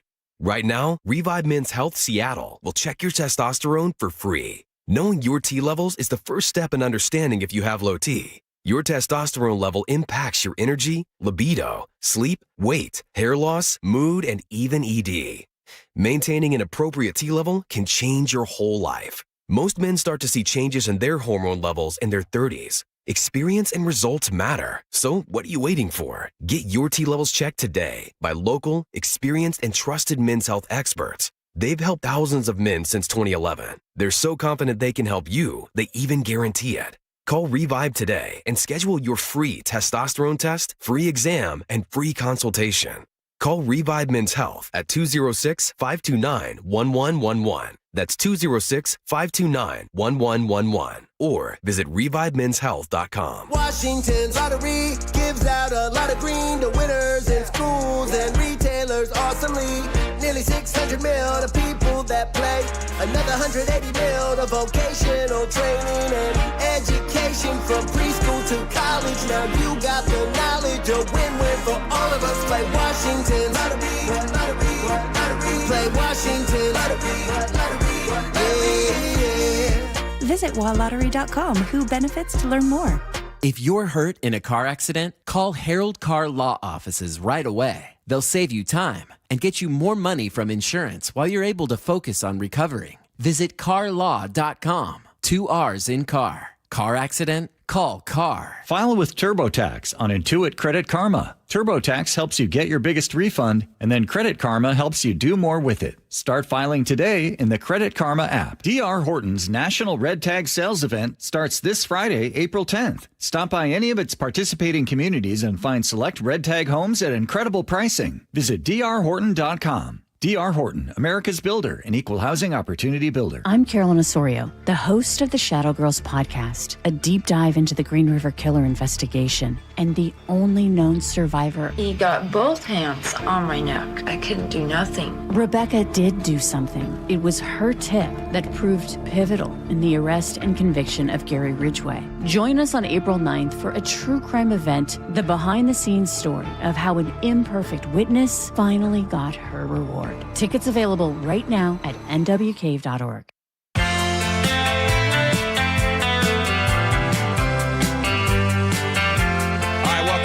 show. This segment's going to set up kind of a tease for our next segment. Everybody's been talking about what's going on in Iran, and we got a text message from, and we do text every day. Muckleshoot Casino Resort text line 888-973-5476. And one of our listeners texted in and said, hey, I've got a really interesting perspective on this. I'd love to actually have a conversation with you guys about it, because this guy is from Iran. He was born and raised there. He then moved here, I think was it the 1970s Late or 70s, something yeah, he said in the yeah. text. And so we said, hey, let's get this guy on. So we're going to actually welcome him onto the show next segment and talk a little bit about his perspective. Mm-hmm. He's an American now. He has become a citizen of the United States, but he has this deep tie to that region. He has a bunch of family still, there. yeah. And he actually asked us, he said, hey, because he's worried about retaliation against his family for speaking out about it, he said, I would like you guys to please use, we're going to use a different name and all these different things. Just thinking about that being a real possibility is, I mean, it does tell you about, like, it's tough for us to even fathom what it would be like to be from that region and to grow up in that country. Absolutely true. And I so can't fathom. we're all trying to figure out, like, what's going on. And, yesterday there was this 5 p.m. deadline, and then they said we're going to do a ceasefire, and not a deal, but a ceasefire to continue things for 2 weeks. And then what's Iran doing now with the Strait of Hormuz? They're saying they closed it. Things are moving so quickly. They were supposed to open it, but now they're going to close it. The president gave this ultimatum to the Iranian regime, saying either, negotiate with us or we'll unleash, the fury of God knows what. You know what's interesting about that, just real quick, because there was a lot of people who were saying, like, hey, you can't talk like this. People shouldn't talk like that. There are international laws saying you can't talk like this. Well, no, there are. In America, we talk how we want to talk. But he said something. Okay, go ahead. Well, let me finish the thought, and then you can tell me how it's wrong. No. I did see a lot of people posting about it, how if you were to listen to the language that they speak in Iran, specifically the Ayatollah, and how they refer to America, the great Satan, annihilation, talking about wiping Israel off the map, all these different things. There are some people who are saying that, is Trump using language that he thinks is going to hit home specifically? Maybe it's going to be fair, anything he says, if you don't like him, anything Trump says, you're not going to like. Is that a fair statement? Yeah. Almost anything? Yeah. Except for, he might wish people a happy Easter and everybody goes, that's nice. How dare he? How dare he? Yes. Right. Exploiting that man in the bunny suit. How dare he? Explicitly, yes. Right. Explicitly, though, with this situation, I did see a bunch of people who were posting about this saying, like, hey, he's using language that is going to hit in a very specific way with the people he's trying to negotiate with. And maybe that's why, even though, I'm not saying that people who were upset about it don't have a right to be upset about it. Yeah. But to say things is not a war crime. The war crime was not committed, right? So he's saying things. He's saying we're going to annihilate and wipe a nation off the map, or whatever he said was, whatever the specifics were. If he had done that, that's a whole different thing. But the hyperbole, there are those out there who are saying, like, hey, was that an effective way to communicate with a regime who communicates like that almost as a matter of practice all the time? And was that one of the things that finally got them to come back to the table? Because they had ceased communications, that the regime part of it. The government's divided into two, basically. They had ceased negotiations with the United States. So was that the thing that got them back to the table? It was through intermediaries and stuff, and Pakistan had to reach out and try to get a deal going. That's how this ceasefire agreement was reached, through brokering from the Pakistani. And some people say China had a hand. I also saw the China thing was interesting, because China, they're like Tehran's biggest customer, right? They're for oil. From an oil perspective, they're also one of Pakistan's closest allies. Yes. And it behooves the entirety of the global community. They want Hormuz open. They want Hormuz open, yeah. Where we are today, you mentioned, is that there was a ceasefire agreement reached yesterday so they could have further talks. And then by news accounts, Israel continues to bomb into Lebanon against Hezbollah, I believe. You can never tell which faction of Iranian proxies are being targeted retaliatorily. I don't think there's anybody out there who's arguing that they want more Hezbollah around. No, absolutely not. Yeah. But so now the question is, J.D. Vance today, the vice president, is being sent to spearhead these talks, these 2-week ceasefire talks with Iran, saying there was a misunderstanding by Iran to think that Israel was included, and the Israel-Hezbollah conflict was included in this ceasefire agreement. Iran says that was all three were party. Pakistan says all three were party to this agreement. Iran then is in direct violation of this fragile ceasefire agreement. To your point, though, that's when Iran decided again to close the Strait of Hormuz. So the entire goal now of this ceasefire is to open up this international shipping trade and free the global economy. One of the not the entire goal, but one of the requirements was right. You open this thing up. Open this thing up, and we'll stop dropping bombs, and we'll talk for 2 weeks. Yeah, that's where we're at today, but we don't know where we're at today because we can't get solid answers from all parties involved. At least even what's agreed upon. Yeah, they're saying they've got a 10-point plan they put forth that we agreed to. We're saying that's BS. We've got a 15-point plan that they agreed to, and they're saying that's BS. Israel's like, here's our 12-point plan. That's 15, 12, and 10. Now we're talking about 35 points or 37 points, whatever. But here's the thing. There are people on the ground. And the gentleman who reached out to us has family and a life, and he's lived a life in exile from this horrific regime. Yeah. And, he's got passionate thoughts on this. And we're looking forward to hearing speaking with him. And so we thought, let's get him on. Let's get a firsthand perspective on we should be listening to people on the ground. If you have family in Iran, you have a much closer tie to this than I do. Yeah, deserves to be heard. Yeah, so we're gonna have this gentleman join us next, so you can stick around for that. It's gonna be very interesting. We will be right back.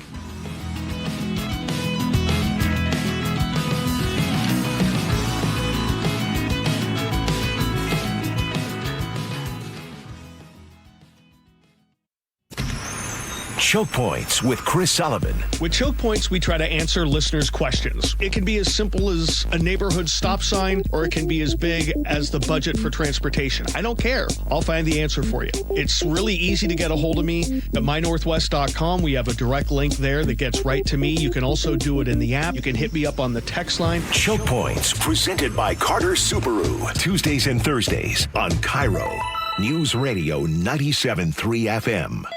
LifeLock, how can I help? The IRS said I filed my return, but I haven't. 1 in 4 tax-paying Americans has paid the price of identity fraud. What do I do? My refund, though. I'm freaking out. Don't worry, I can fix this. LifeLock fixes identity theft guaranteed and gets your money back with up to $3 million in coverage. I'm so relieved. No problem. I'll be with you every step of the way. 1 in 4 was a fraud-paying American. Not anymore. Save up to 40% your first year with promo code NEWS at LifeLock.com. Terms apply. Why'd I go to the doctor? Working on the farm, my heart kept skipping a beat. I didn't think much of it, but my daughters made me get checked out. Turns out I have atrial fibrillation, which increases the risk of stroke about 5 times. Symptoms like irregular heartbeat, heart racing, chest pain, shortness of breath, fatigue, or lightheadedness can come and go. But if it's AFib, the risk of stroke remains. If you have symptoms, contact a doctor. I'm so glad I did. Visit notimetowait.com. Sponsored by Bristol-Myers Squibb and Pfizer. This is the story of the one. As a maintenance tech at a university, he knows ordering from multiple suppliers takes time away from keeping their arena up and running. That's why he counts on Grainger to get everything he needs, from lighting and HVAC parts to plumbing supplies, all in one place. And with fast, dependable delivery, he's stocked and ready for the next tip-off. Call 1-800-GRAINGER, click Grainger.com, or just stop by. Grainger, for the ones who get it done. Taxes was waiting on the refund you needed yesterday.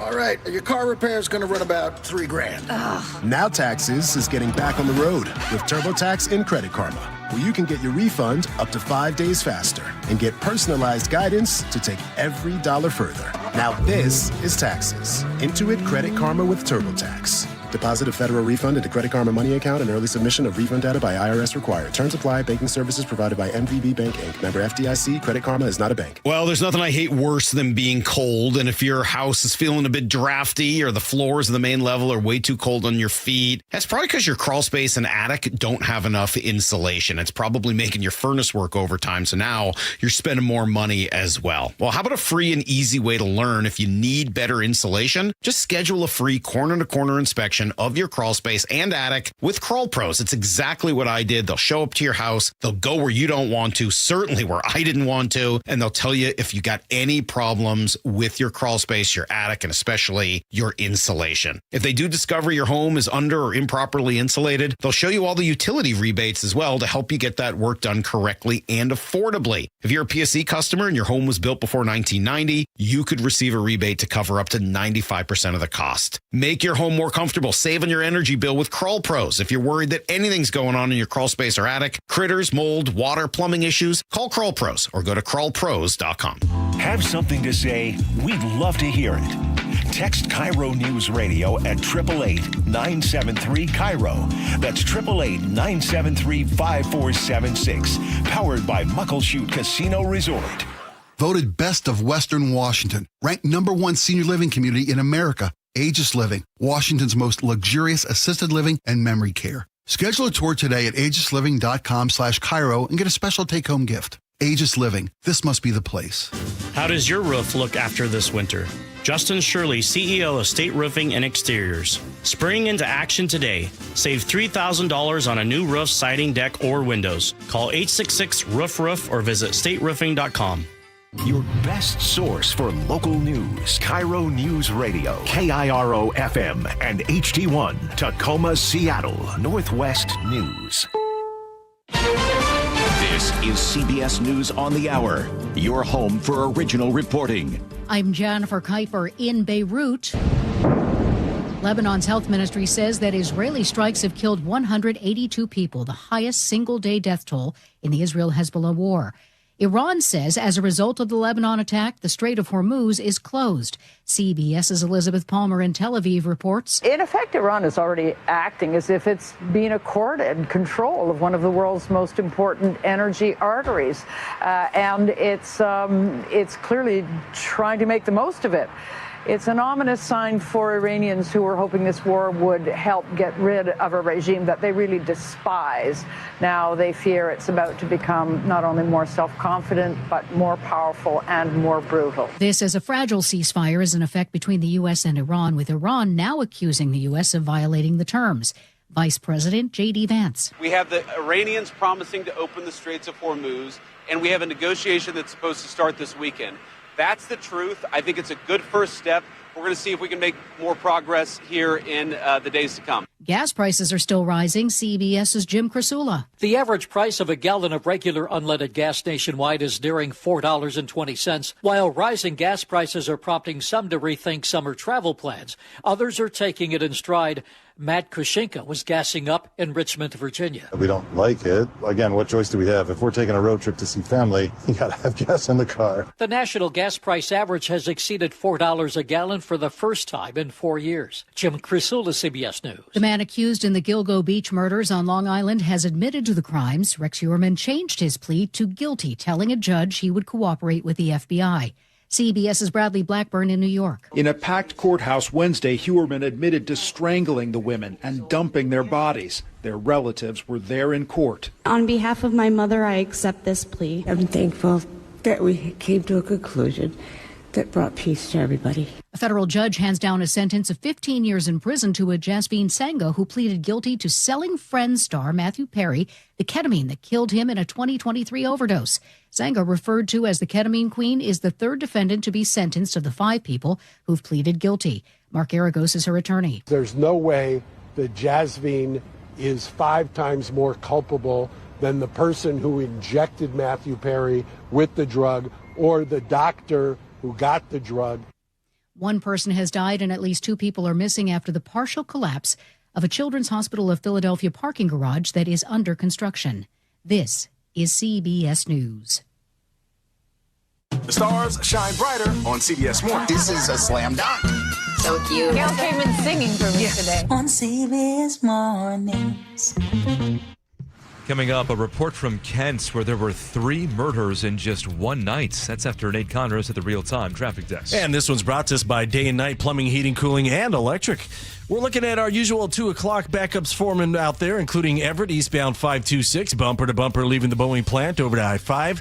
North 405 through Canyon Park is crowded between Bothell just past 527. Nothing too crazy. Bellevue to Linwood, just under a 25-minute commute. South 5 into Seattle, we're looking good. Just minor slowing as you approach the Ship Canal Bridge right now. North 5, quite a different story. It's packed just around that Michigan curve past I-90, and then again approaching 520 across the Ship Canal Bridge. So we're close to a half hour now to travel through downtown.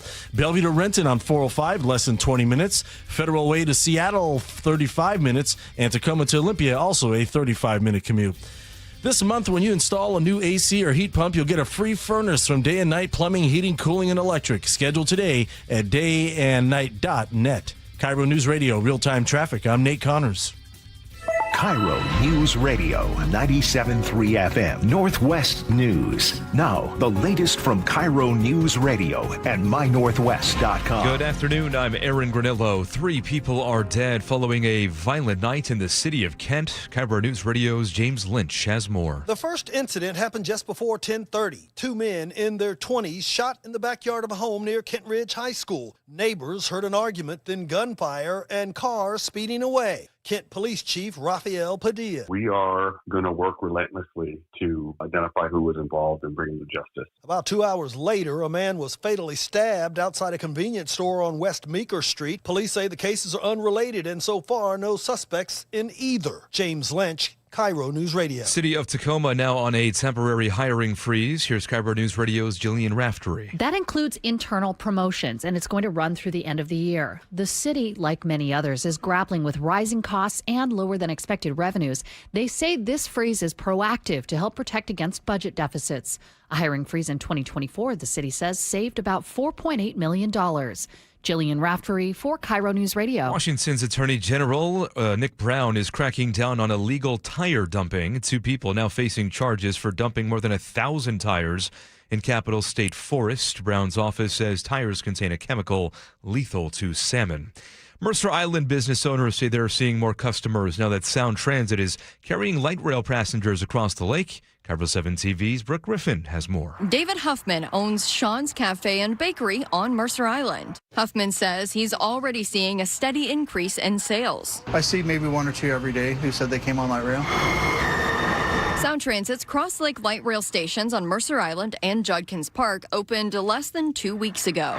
Seattle Mariners just ended a 6-game road trip on a 5-game losing streak. Final score of 3-0. The Mariners offense continues to struggle. Only 2 hits on the day here in Texas. Mariners fall to 4-9 on the season. They get the day off tomorrow before hosting the Houston Astros for a 4-game series starting Friday nights. And to your weather update, clear skies today and again for tomorrow. Right now, 60 degrees in downtown Seattle. I'm Aaron Granillo, KIRO News Radio.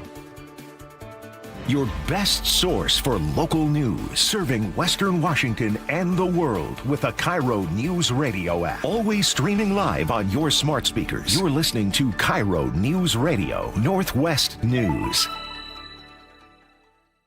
And now, it's time for the Jake and Spike Show on KIRO News Radio with your hosts, Jake Skorheim and Spike O'Neill.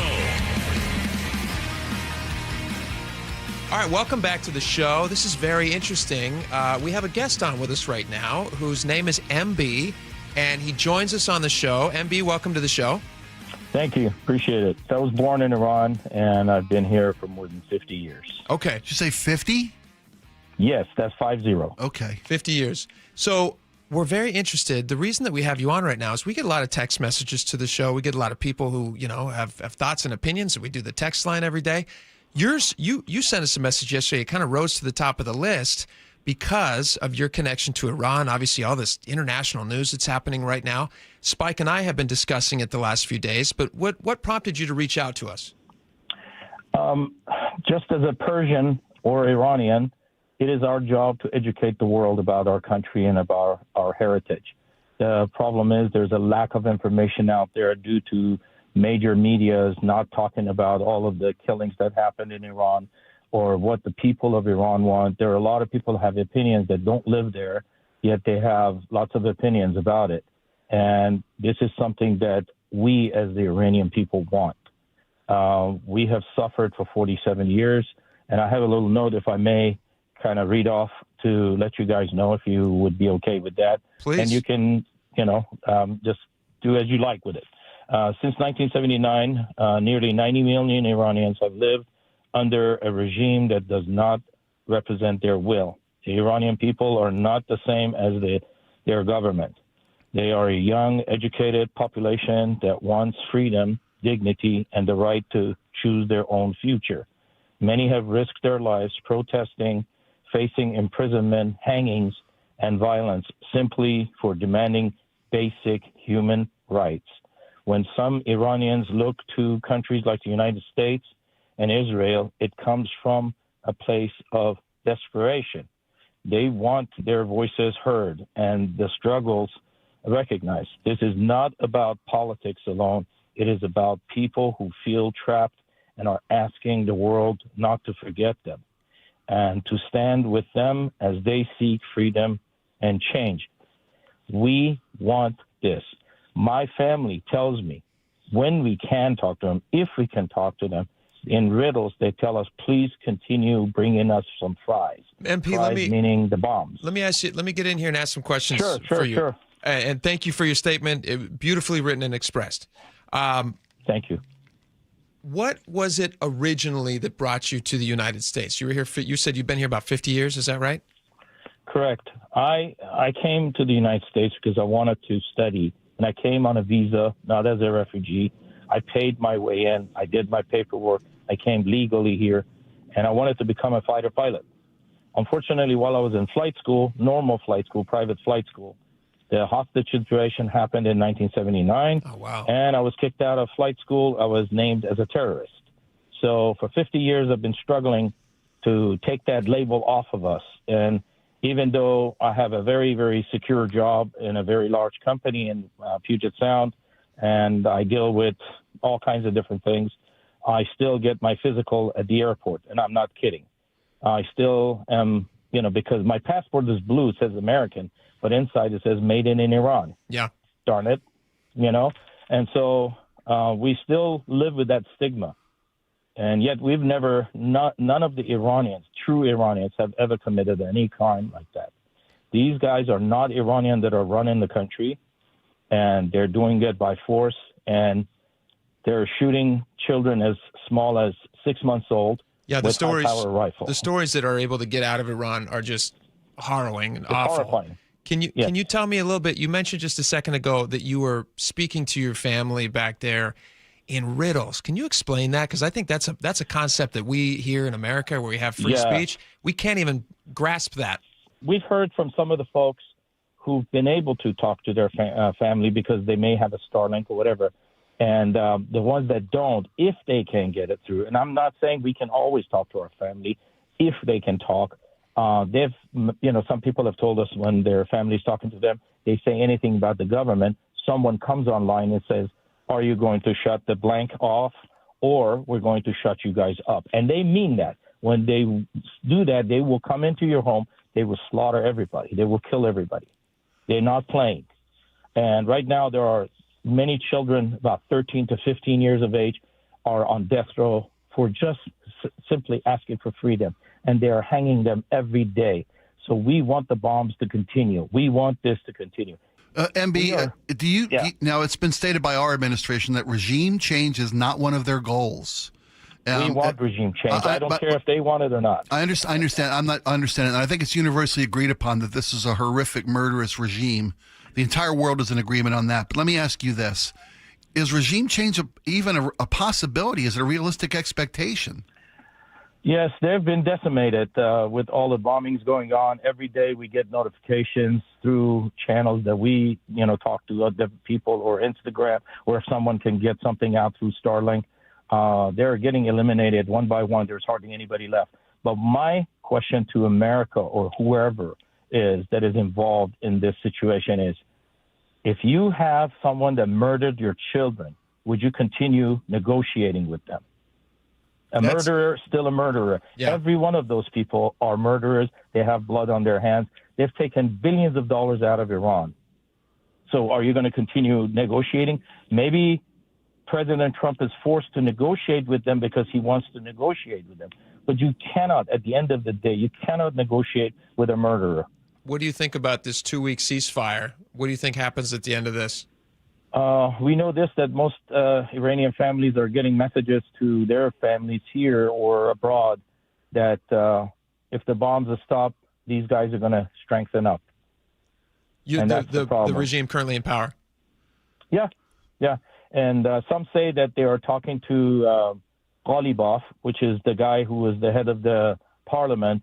He is just as much murderer as others. He killed a lot of people with his own hands. And so you don't want to be negotiating with him, whether it's him or another person part of the regime. It's the same regime. You're dealing with the same people. What do you think of the one of the things that's been interesting about this? You know, you do have the media blackout that happens because they've essentially shut off the internet in Iran for the last 42 days now. They've been without communication there. Yes.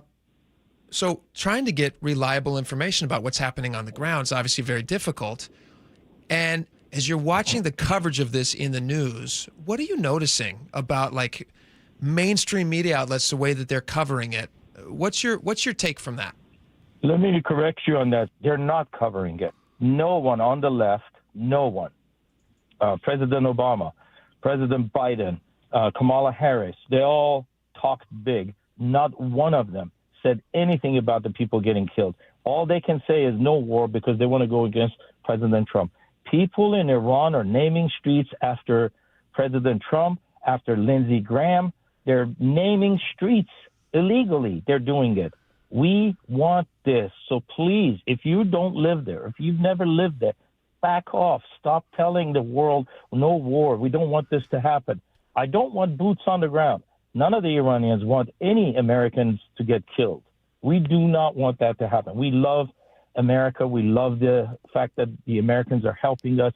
We love you guys. We love this country. You guys gave us a safe haven to live. We don't want boots on the ground, but you may have to at the end of the day. You can only do so many bombings. These guys are devious and they hide.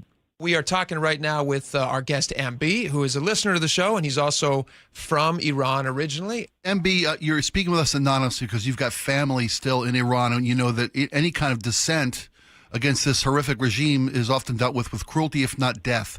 So I respect the fact that you've taken the time to reach out to us and are sharing with us. And you're saying that what you're hearing and what you experience with people on the ground in Iran is that they are supportive of this effort from Israel and from the United States. But from what I'm seeing from this administration is that they are going to try to, they've reached a ceasefire agreement.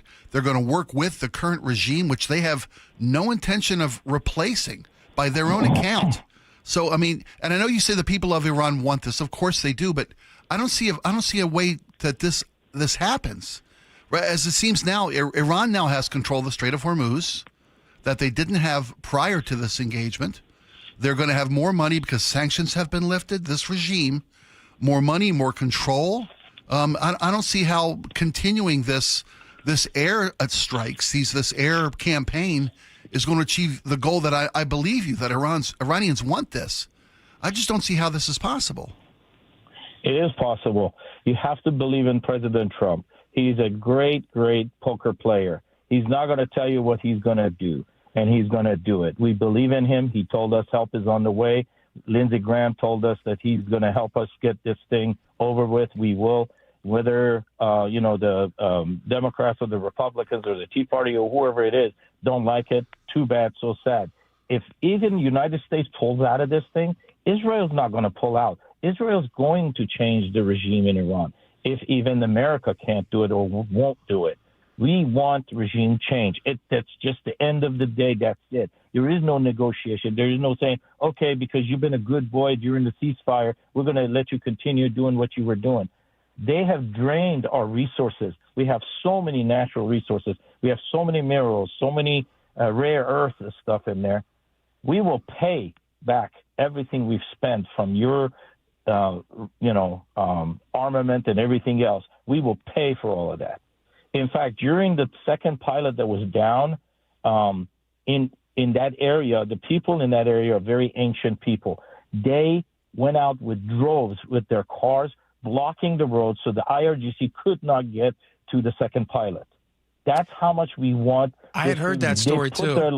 I heard that was a local. There was locals who were trying to help this guy evade capture, but that story was trying to be squashed and not got out, so that Iran didn't have that. Look, Jake, they put $60,000 prize money on his head. Yeah. People were going to snatch him and take him into their home and feed him and hide him and move him from one house to other house until they could get him to the American rescue team.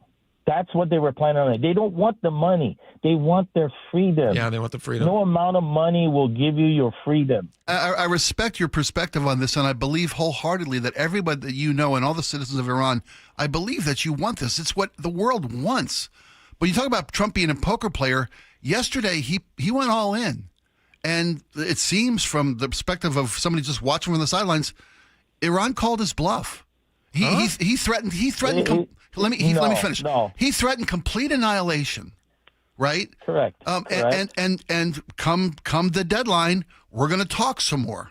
I mean, he failed miserably yesterday. You saw that as a failure? Absolute failure. Abject failure. MB, go. You go. I'll let you take this one. Spike, you may think he went all in and he lost. He didn't. Did you ever think maybe he's reorganizing, getting a new plan put together? So he's buying time. So far, IRGC's been buying time. Now we're buying time so we can get ready to whoop somebody on their behind. You know what I mean? I hear you, and I hope that you're right. I don't know. I'm just looking at it from the side. I hope I'm wrong. But when he says he's going to wipe out a civilization to the Stone Age, well, okay, that's bluffing. Look, my in-laws told us, they said, we don't care if we have no electricity. Everything in their home is electric. They said, we don't care if we have no electricity, no water, no heat. We don't care. We will starve to death, but we want these guys gone. So what's your problem? Why do you have a problem with it? Why do I have a problem with it? Not meaning you, but, the people that say nay, nay, nay. Why? Well, because we want this. It seems to me, and I respect that, but I'm not trying to tell you that what you believe and what you're passionate about is wrong. I don't believe that it's wrong. But when there are international laws, and I know that Iran doesn't respect them, right? Why should we then? Because otherwise we're no better than the regime that's murdering people. No, we're not murdering people. We're removing virus from Iran. Let me ask you this. If you get a virus in your body, what do? You get a vaccine to kill the virus to get rid of it. Right. Think of it that way. You don't chop your arm off. No, you don't. But if it's got what is it? What's the name of that disease that eats your skin up? Oh, MRSA. Eating your flesh. Yeah, MRSA. You will cut it off.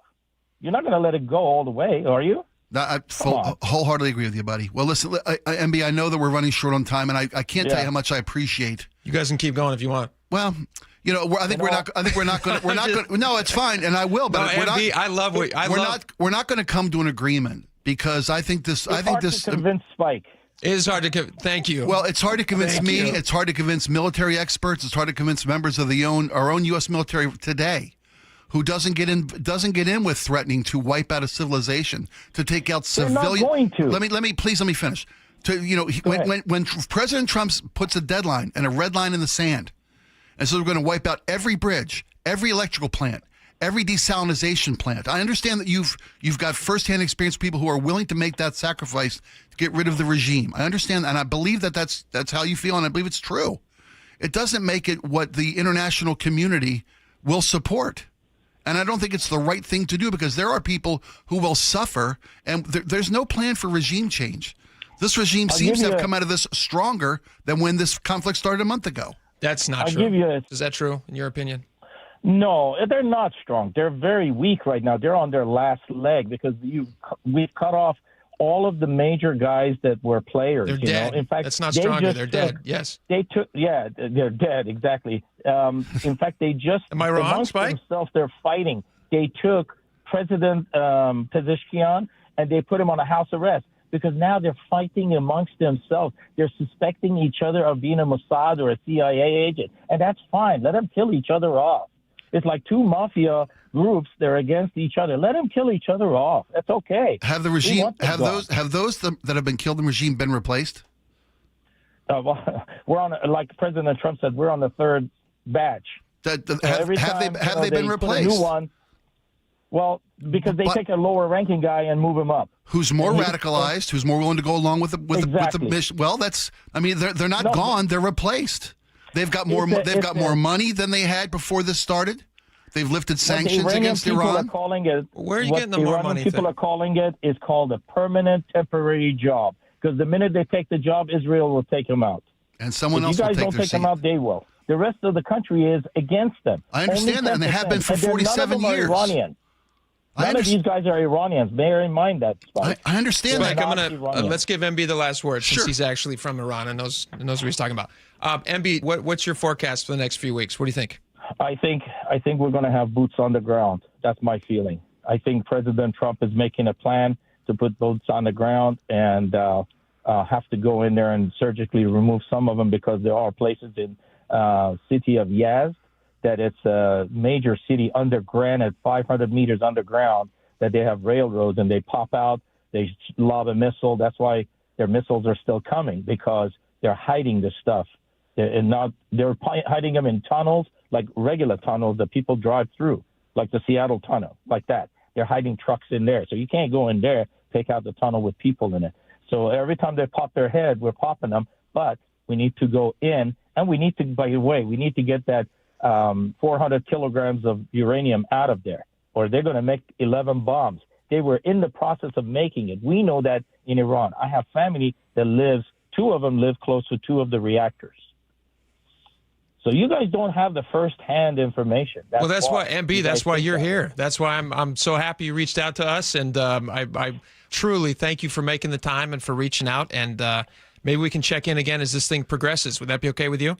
Yes, sir. But the last thing I want to say is thank you, USA. Thank you, America. Thank you, the American people, supporting us, and thank you, Israel. God bless USA. MB, God bless you, buddy. Thank you so much. Thank you. Spike, anytime you want, we can sit down for a cup of coffee and we can just debate. I'd love that, brother. I want to. Wait a minute. Where's my coffee? Yeah, I want coffee. Bring him. He's going to pick up the check. I'll pick up the check. I'll buy him too. I'll buy him coffee too. We can go sit down in Starbucks somewhere and we can talk this stuff out. I love it. Hey, listen, bud. All kinds of stuff. Listen, all the best to you, my friend, and I'm praying for you and your family back in Iran. Love you guys. Thank you, brother. All right, talk soon. Bye bye.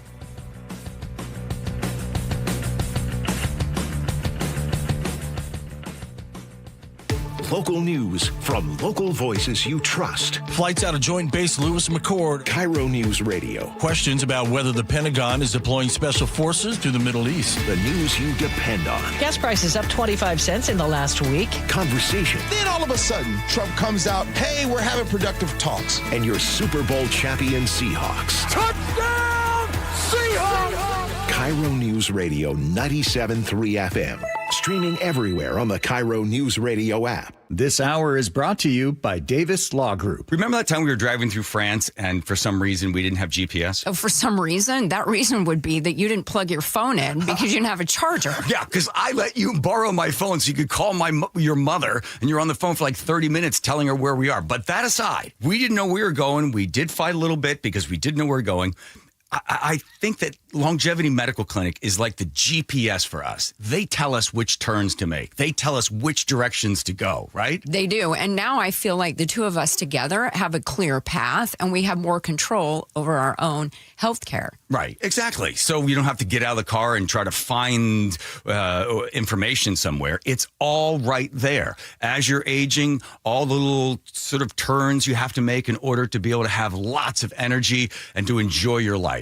So for as far as I'm concerned, Longevity Medical Clinic is our GPS. Do what Nick and I have done. Take a free health analysis at lmclinic.com. That's lmclinic.com. If you've saved more than $300,000, there's one thing you can do now that could make your savings go twice as far in retirement, and it's tax planning. That's right. Tax planning could significantly reduce the taxes on your IRA and 401k withdrawals, Social Security benefits, and other investment income. Charlie Harger here. Find out how much money you could save with a free retirement tax savings analysis from the good people at Boss Retirement Solutions. To schedule your free analysis, call 206-210-1350. Tax planning for retirement could reduce your taxes not just for 1 year, but for the rest of your life. And the savings could be six figures. Let's find out how much money you could save. Call 206-210-1350. 206-210-1350. For informational purposes only, actual results may vary. No statement contained herein shall constitute tax, legal, or investment advice. The stock market was on fire in 2025 due to AI and tech stocks. Now is the time to set a strategy for 2026. It's a good opportunity to lock in those gains and invest into a stable platform. With $8 trillion in cash sitting on the sidelines, investors are either scared or unsure where to go. Hi, I'm Scott Rurecka, CEO of Legacy Group Capital in Bellevue. Legacy Group Capital develops local real estate, lends money, and shares the profits with our investors. Diversify with Legacy Group Capital. Invest into our Northwest Fund, which is currently delivering 9% on a fixed rate term. It's our flagship fund for 19 years with zero investor losses. And yes, we do accept IRAs. Find out why 1,300 local investors have invested over $350 million. Legacy Group Capital at legacyg.com. This is not investment advice. Investments available to accredited investors only. Details at legacyg.com.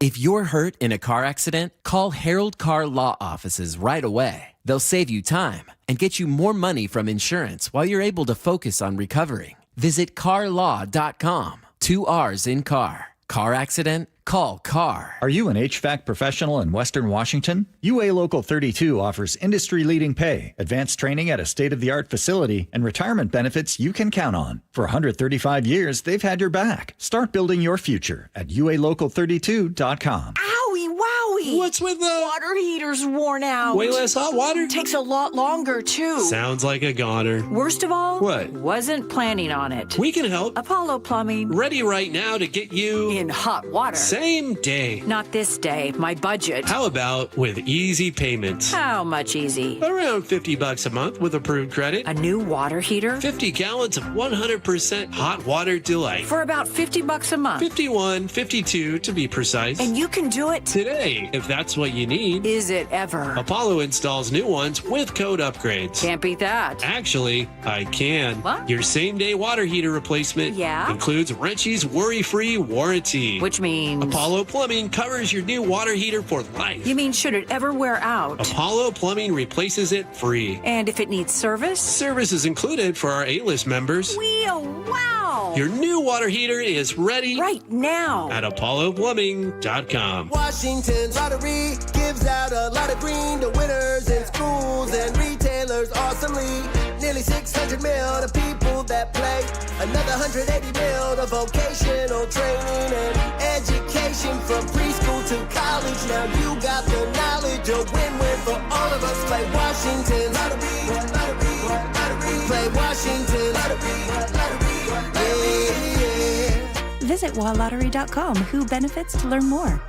Jazz Alley invites you to get down with 8-piece Seattle funk and soul favorites, True Loves, featuring special guest keyboardist singer Nigel Hall. Show runs April 8th through the 12th. Tickets at jazzalley.com. Next up, blues with the Highway 99 All-Stars. KIRO News Radio 97.3 FM Northwest News. Now, the latest from KIRO News Radio and mynorthwest.com. Good afternoon, I'm Aaron Granillo. Tensions are rising around a fragile Middle East ceasefire announced by President Trump. Iran now accusing Israel of violating the truce by striking Hezbollah in Lebanon. Vice President J.D. Vance says Hezbollah was never part of the truce. Ceasefires are always messy. An hour after the president announced the ceasefire, the Iranians launched a bunch of missiles. Then the Israelis responded. Then some of the Gulf Arab states responded. This is the nature of a ceasefire. No ceasefire ever goes without a little bit of choppiness. Iranian state media now reporting Tehran is suspending oil tanker traffic through the Strait of Hormuz. The White House pushed back, saying reports that the strait has been closed are false. For the fourth straight year, Washington is experiencing drought conditions, and today officials just declared a statewide drought emergency. Washington Ecology Department Director Casey Sixkiller says drought declarations are made when the water supply is below 75% of normal. There's no way to sugarcoat what is happening today. We have entered April with roughly half of our normal snowpack. Our summer water supply is stored in winter snowpack. Now, the Seattle-Tacoma area is not expected to have any water supply issues this summer. But in other parts of the state, there will be less water for irrigation, and Washington will have an increased wildfire risk. Frank Lindsay, KIRO News Radio. Space travel could be putting astronauts' vision at risk. This is according to Dr. Michael Williams. He's a professor of neurology at the UW School of Medicine. Some astronauts who come back from long-term space flight appear to have some swelling of the optic nerve at the back of the eye. He says that may be related to higher spinal fluid pressure the astronauts experience in space, but Dr. Williams says a drug in the same family as Wegovy and Ozempic could lower that pressure. And the Northwest is mourning the loss of a climbing pioneer. Jim Whittaker, a Seattle native and the first American to reach the summit of Mount Everest, has died. Whittaker made history in 1963, scaling the world's tallest peak. His family says Whittaker died yesterday at his home in Port Townsend. He was 97. Now to the real-time traffic desk at 2:34. Here's Nate Connors. And this one brought to us by Global Credit Union. Overall, we're looking good. No surprises on any of our major routes. The biggest backup to no surprises heading north through Seattle. And it's jam-packed around the Michigan Curve past I-90. And again, approaching the Ship Canal Bridge, half hour through downtown. Again, 99 is a great option. It's all clear right now through downtown. South 5, scattered backups between the Ship Canal Bridge and I-90. We're pushing 20 minutes from Linwood to Seattle. Northbound 405 filling in through Kirkland. South 405, scattered backups between I-90 and the VMAC in Renton. North 405, stop and go through the Renton S-curves. Renton to Bellevue, plan on 20 minutes.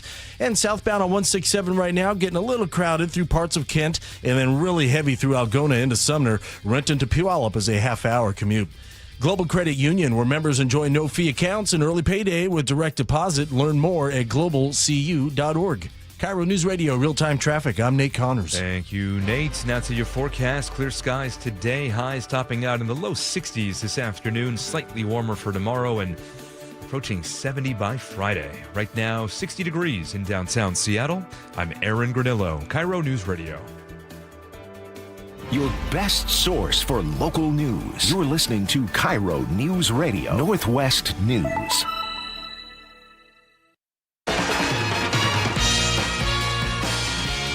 All right, welcome back to the show. Lots of stuff still to get to. We started this conversation earlier in the show, but now we're going to finish it. No, not really. We're just going to. It was very interesting. We thought we'd return to it because there's an aspect of this we didn't get a chance to talk about earlier. But earlier in the show, we talked about this new report out that says that older people are seeking roommates. And they highlighted somebody. In the article, you said the guy is 72? Is 72 that right? years old, a former cinematographer who lived in Los Angeles, built a career. He ended up getting divorced late in life. There you go. The financial and his career kind of was, he said the people that he used to work with had all gotten out of the business or died. Yeah. Well, he's 72. He's 72. Yeah, exactly. It's a young person's business. And technology really has taken his career kind of out from under them. Long story short is that these days, people in their 50s, 60s, 70s are finding themselves having to be roommates, live in shared housing situations, or rent a room from a stranger. Here's a question for you. Hmm?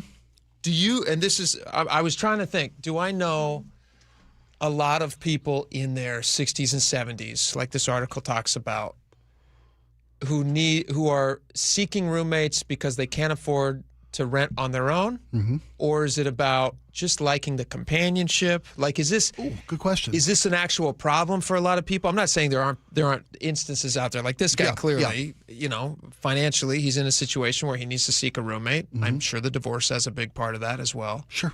But do you know a lot of people in your sphere that are this actually affecting, or is this more like just one of those anecdotal stories that exist somewhere out there? Because for me, it's the latter. For me, I have many friends in this era of their lives, in this this stage of their life, that are looking for roommates. That are in their 50s, 60s, even 70s. I've got friends who are a little bit older than me, as I was coming up and growing up. I've got friends who have had to take on roommate situations because of finance. I've got a dear friend who still works in radio to this day. He was one of the first people I got to work with nearly 40 years ago in town. Mm-hmm. But they've got a house and, inside Seattle limits. Kids moved on to college. Sure. To make ends meet, they rent a couple rooms out. Okay. Well, they're like the old Bailey boarding house. Yeah. And it's a very, as mentioned in the story, that it's a real symbiotic relationship because, this one has all the subscription services. The roommate does. And that's shared among the house. Sure. The landlord picks up the utilities. And it kind of just... They say, I'll get water and gas. Yeah. You get Netflix. Yeah. And one hand washes the other. They help every month. A little bit of extra money helps, meet the mortgage. Interesting.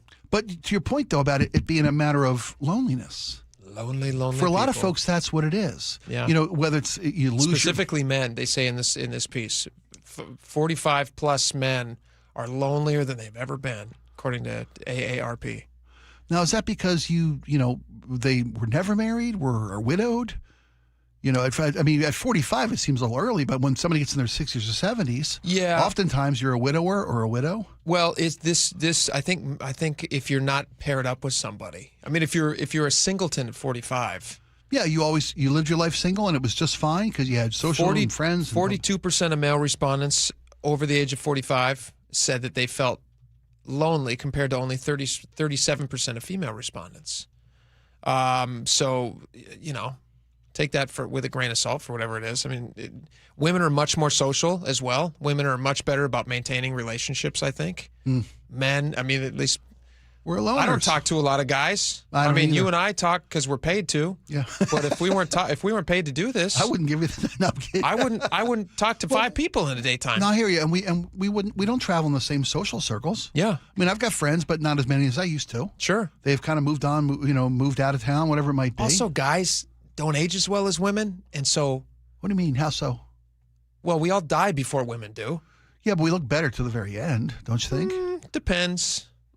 Depends. It's a case by case. It's a case by case. See, I look at you and I think guys age great. You look at me and you think not so much. No, I guess it's your perspective.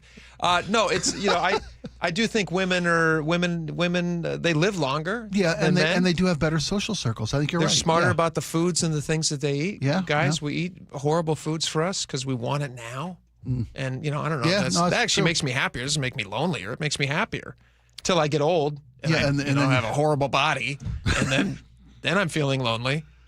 It's weird because, the truly unpleasant Mrs. O'Neill's out of town, and I've been living alone for, Just eating whatever you want. It's crazy. What are you nuts. eating? What kind of foods are you eating? Let's not go there. What do you put in front of your face? Are you eating bad? You eating good? No, I never just say eat in bed. I never eat in bed. No, not in bed. No, I've been cooking at home. Actually, I've been eating great. Are you eating in bed? No, ever. That Never. would be the sign of loneliness. That's true.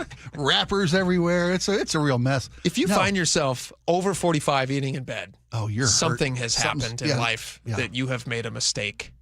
And you should back up from that. Agreed. Yeah. I've been cooking at home. I've been eating good. Yeah. But because I get, like I said to you earlier in the week, the missus has a very sensitive sense of smell. Mm-hmm.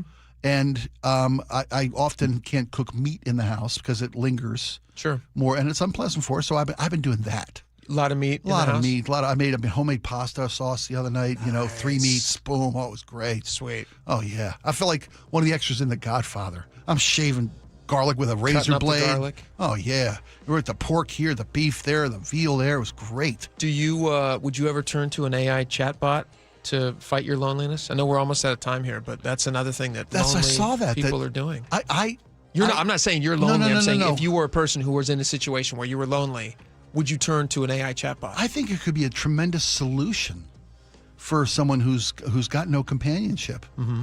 And having somebody that interacts with you, that reacts to you, sure, that's supportive. Have you seen Her? Have you seen the movie Her? I have. Do you remember that? Yeah, I have. That's Joaquin, right? Joaquin. Yeah, and, is that Spike Jonze who directed I think it that? was. I think it was. Bizarre movie. Well, there was no about Lars and the Real Girl. Is that Lars what and that the was, Real Girl? right? That was Gosling. That was a doll, though. That was a doll, yeah. That's a whole different. Yeah. And if you give AI a voice like Scarlett Johansson, everybody's going to want an AI girlfriend, right? Also, good luck meeting someone if you end up being a person that has a real close tie to AI chatbots, or God forbid, you have a giant doll in place of a companion. Good luck meeting somebody in real life. Good luck meeting a living person. Because your expectations are so high? No, because as soon as they see that you have been tied to these things, they would go, this is a person Let me that check I with don't my wanna... AI girlfriend and see if I'm available on Tuesday. Or Yeah. who's that figure in That's the a red corner of your flag. room? It's not just for... There's a lot to explain there. It's just for the HOV lanes, right? And you're like, no, it's got value to me. It's meaningful. I think that would scare It's a lot deep. of people off. Oh, yeah. I think it would. Who knows? I don't know. Maybe people like that. If someone is senior and lonely and no companionship, I think AI could be, if not abused, a great resource. But you also want to keep getting yourself out there and try to meet people in real life. Yeah. AI is going to keep you, because that's the lonely part. Someday you realize your electricity goes out, suddenly your girlfriend goes away. That's a problem. You're in a bad cell zone? Yeah. When Suddenly you need companionship. somebody the most? Yeah. Community's so important, brother. Go meet people. It's a nice thing. Talk with people. All right, when we come back, we got a ton of text messages today, so we should get to those. A lot of interesting topics. And stick around. We'll be right back.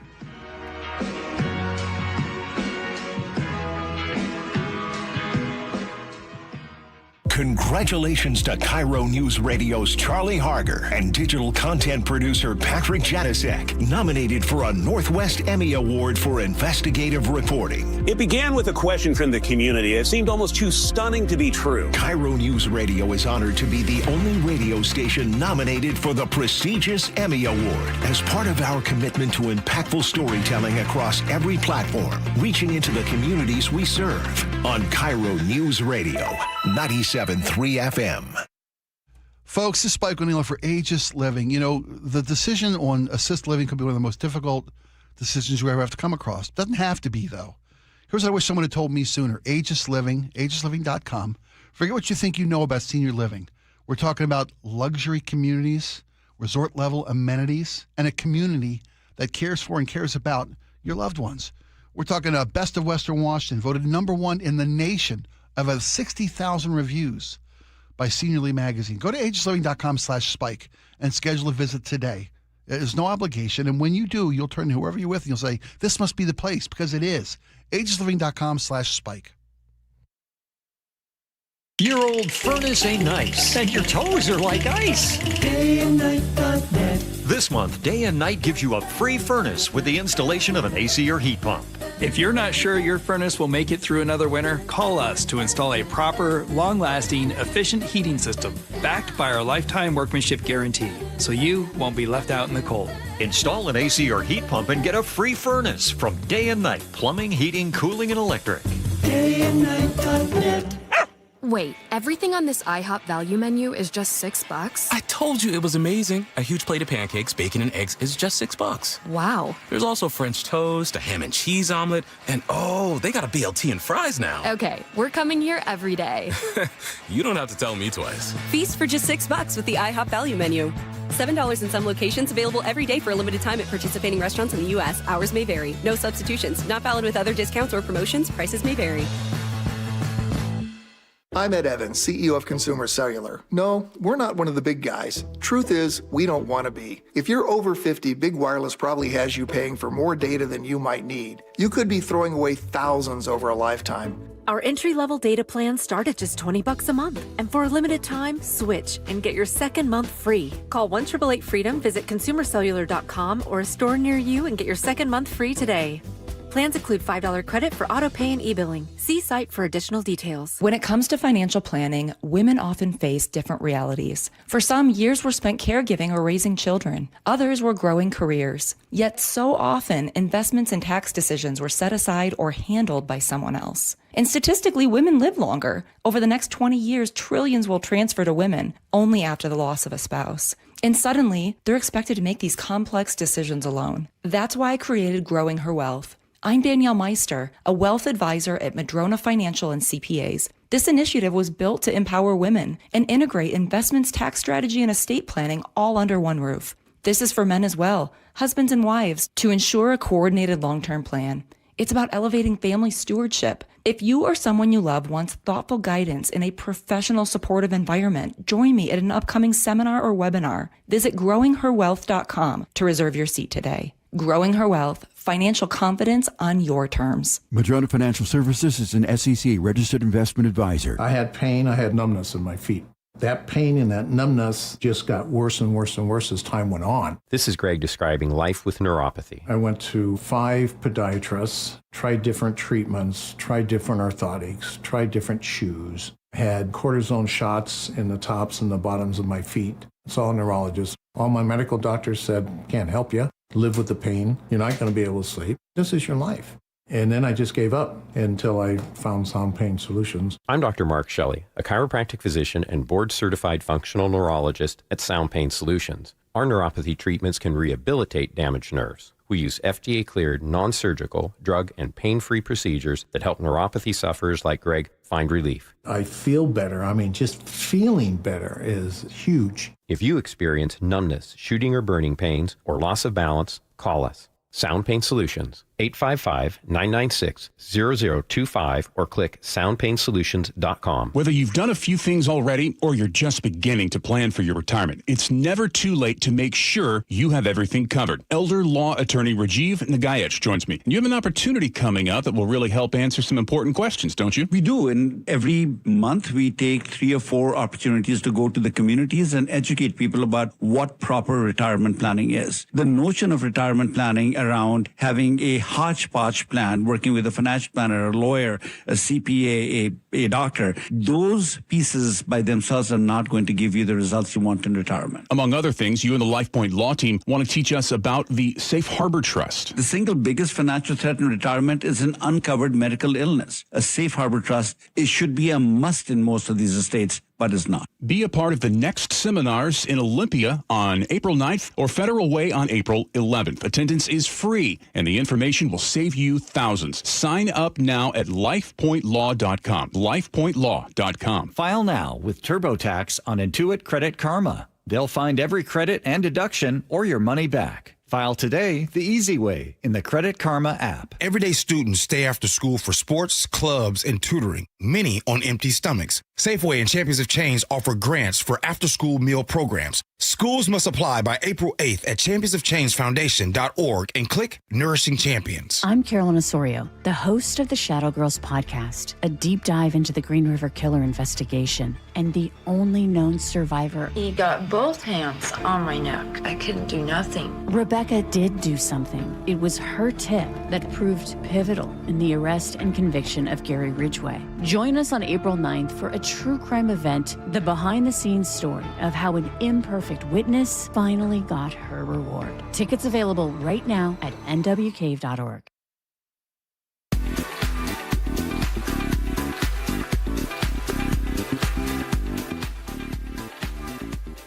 All right, welcome back to the show. We got a lot of text messages today. Really fun show today. Thank you guys so much for being a part of it.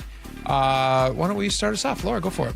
We got a comment warning. 253 says, "Hey, Spike, yesterday you mentioned receiving a ticket for not wearing a seatbelt while driving. I wish I had listened to you. I received a ticket today from WSP. They must be on patrol. Must be Yeah. Emphasis Patrol. Emphasis Patrol. Somebody told me yesterday to try to fight it. I'm not doing that. I was stupid. I'm going to pay an idiot tax. You can,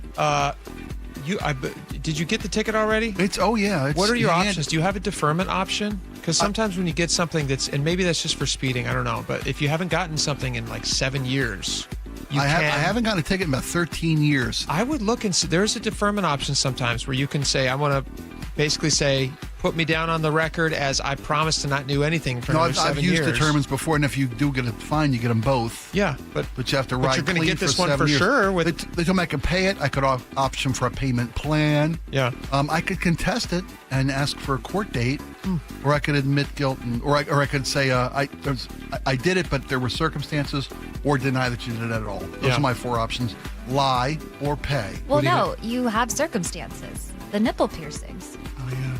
Didn't we discuss this yesterday? You have a medical exemption. We did. I have scarring, both mental and physical. Maybe I will. It'd be funny if they respond. They respond. They're like, "We'd like to see pictures. We'd like to see please." photos. I want to know how they nothing. would respond to that kind of a medical Fair request. enough. I'm going to request a hearing, and I'm going to bare 2 my words for soul. you, Judge. Bare your soul. Careful what you wish for, boss man.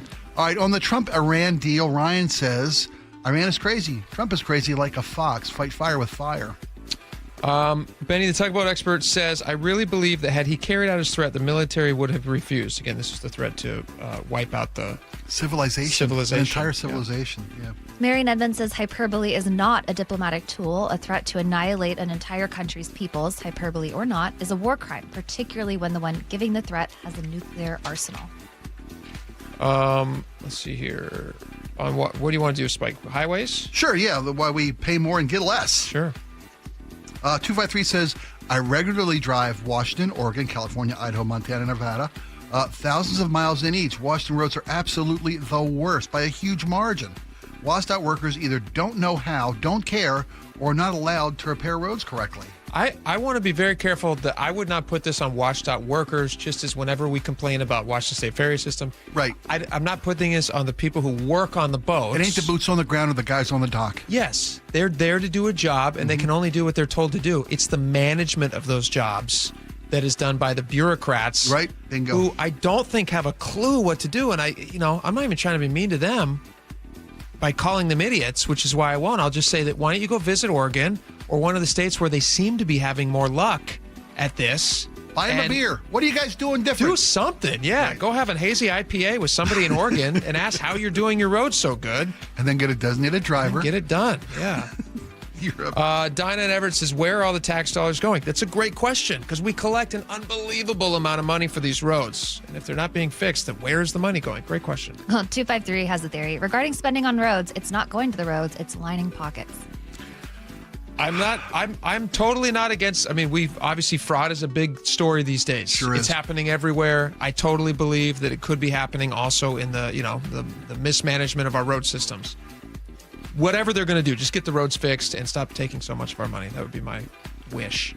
CJ in Bothell says, as Dora used to say, many taxes in this state are simply redistribution of wealth from one group to those chosen by the current governing party.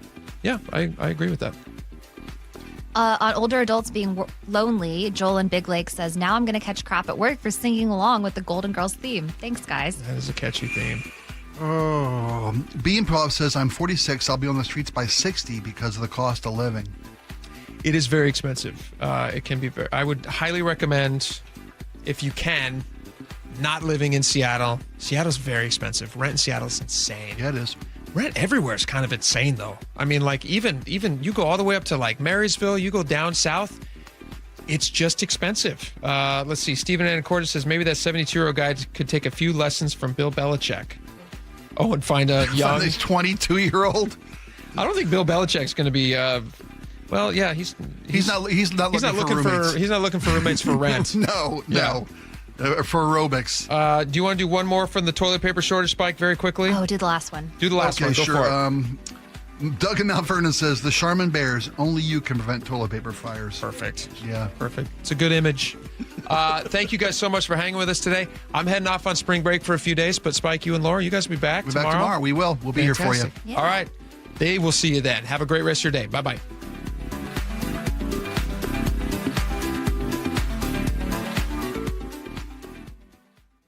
Gold demand is skyrocketing to record highs. As more Americans rush to preserve their savings, will there be enough gold? I'm Dr. Ron Paul, and I believe physical gold is the only way to truly protect your 401k or IRA savings. Gold offers tangible security that can't be tracked, stolen, or inflated. That's why I strongly advocate for gold IRAs. To learn more, text the word SECURE to 989898 now. Birch Gold Group will send you a free info kit on gold IRAs. Birch Gold is the only gold company I trust, and their thousands of great reviews prove I'm not alone. So don't wait another second. Protect your retirement savings today and see how easy it is to move your IRA or 401k into physical precious metals. Text SECURE to the number 989898 for your free gold IRA info kit. Again, SECURE to 989898. Message and data rates may apply. Step inside and let the excitement take you places. This is Muckleshoot Casino Resort, the ultimate spot for action that reaches incredible heights, luxury that knows no bounds, and live entertainment that always thrills. It's all at one incredible destination. So when you look for the best, look nowhere else. Muckleshoot Casino Resort, the biggest and best in the Northwest. Hartley Wilcox here. I'm sure you've heard the saying, you are what you eat. And everyone knows eggs are an incredible source of natural protein and omega-3. But have you ever stopped to think about what the hens eat to make the eggs great tasting and even healthier to eat? At Wilcox Farms, we believe in nature-first nutrition. Our hens enjoy pasture access and a diet of organic grains and flaxseed. That means vibrant golden yolks, richer flavor, and higher omega-3s for you and your family. When you choose Wilcox, you're not just buying eggs, you're investing in real nutrition and real value. Because healthy hens make healthy eggs, and healthy eggs make healthy, happy families. So next time you're at the store, look for Wilcox Family Farms eggs. Taste the difference that starts with what our hens eat. Learn more at wilcoxfarms.com. Wilcox Farms, where better eggs begin with better care. Wilcox Family Farms eggs, locally fresh since 1909. Join the conversation and text your favorite show on the KIRO Newsradio text line at 888-973-KIRO. That's 888-973-5476. Powered by Muckleshoot Casino Resort. The stock market was on fire in 2025 due to AI and tech stocks. Now is the time to set a strategy for 2026. It's a good opportunity to lock in those gains and invest into a stable platform. With $8 trillion in cash sitting on the sidelines, investors are either scared or unsure where to go. Hi, I'm Scott Rurucka, CEO of Legacy Group Capital in Bellevue. Legacy Group Capital develops local real estate, lends money, and shares the profits with our investors. Diversify with Legacy Group Capital. Invest into our Northwest Fund, which is currently delivering 9% on a fixed rate term. It's our flagship fund for 19 years with zero investor losses. And yes, we do accept IRAs. Find out why 1,300 local investors have invested over $350 million. Legacy Group Capital at legacyg.com. This is not investment advice. Investments available to accredited investors only. Details at legacyg.com.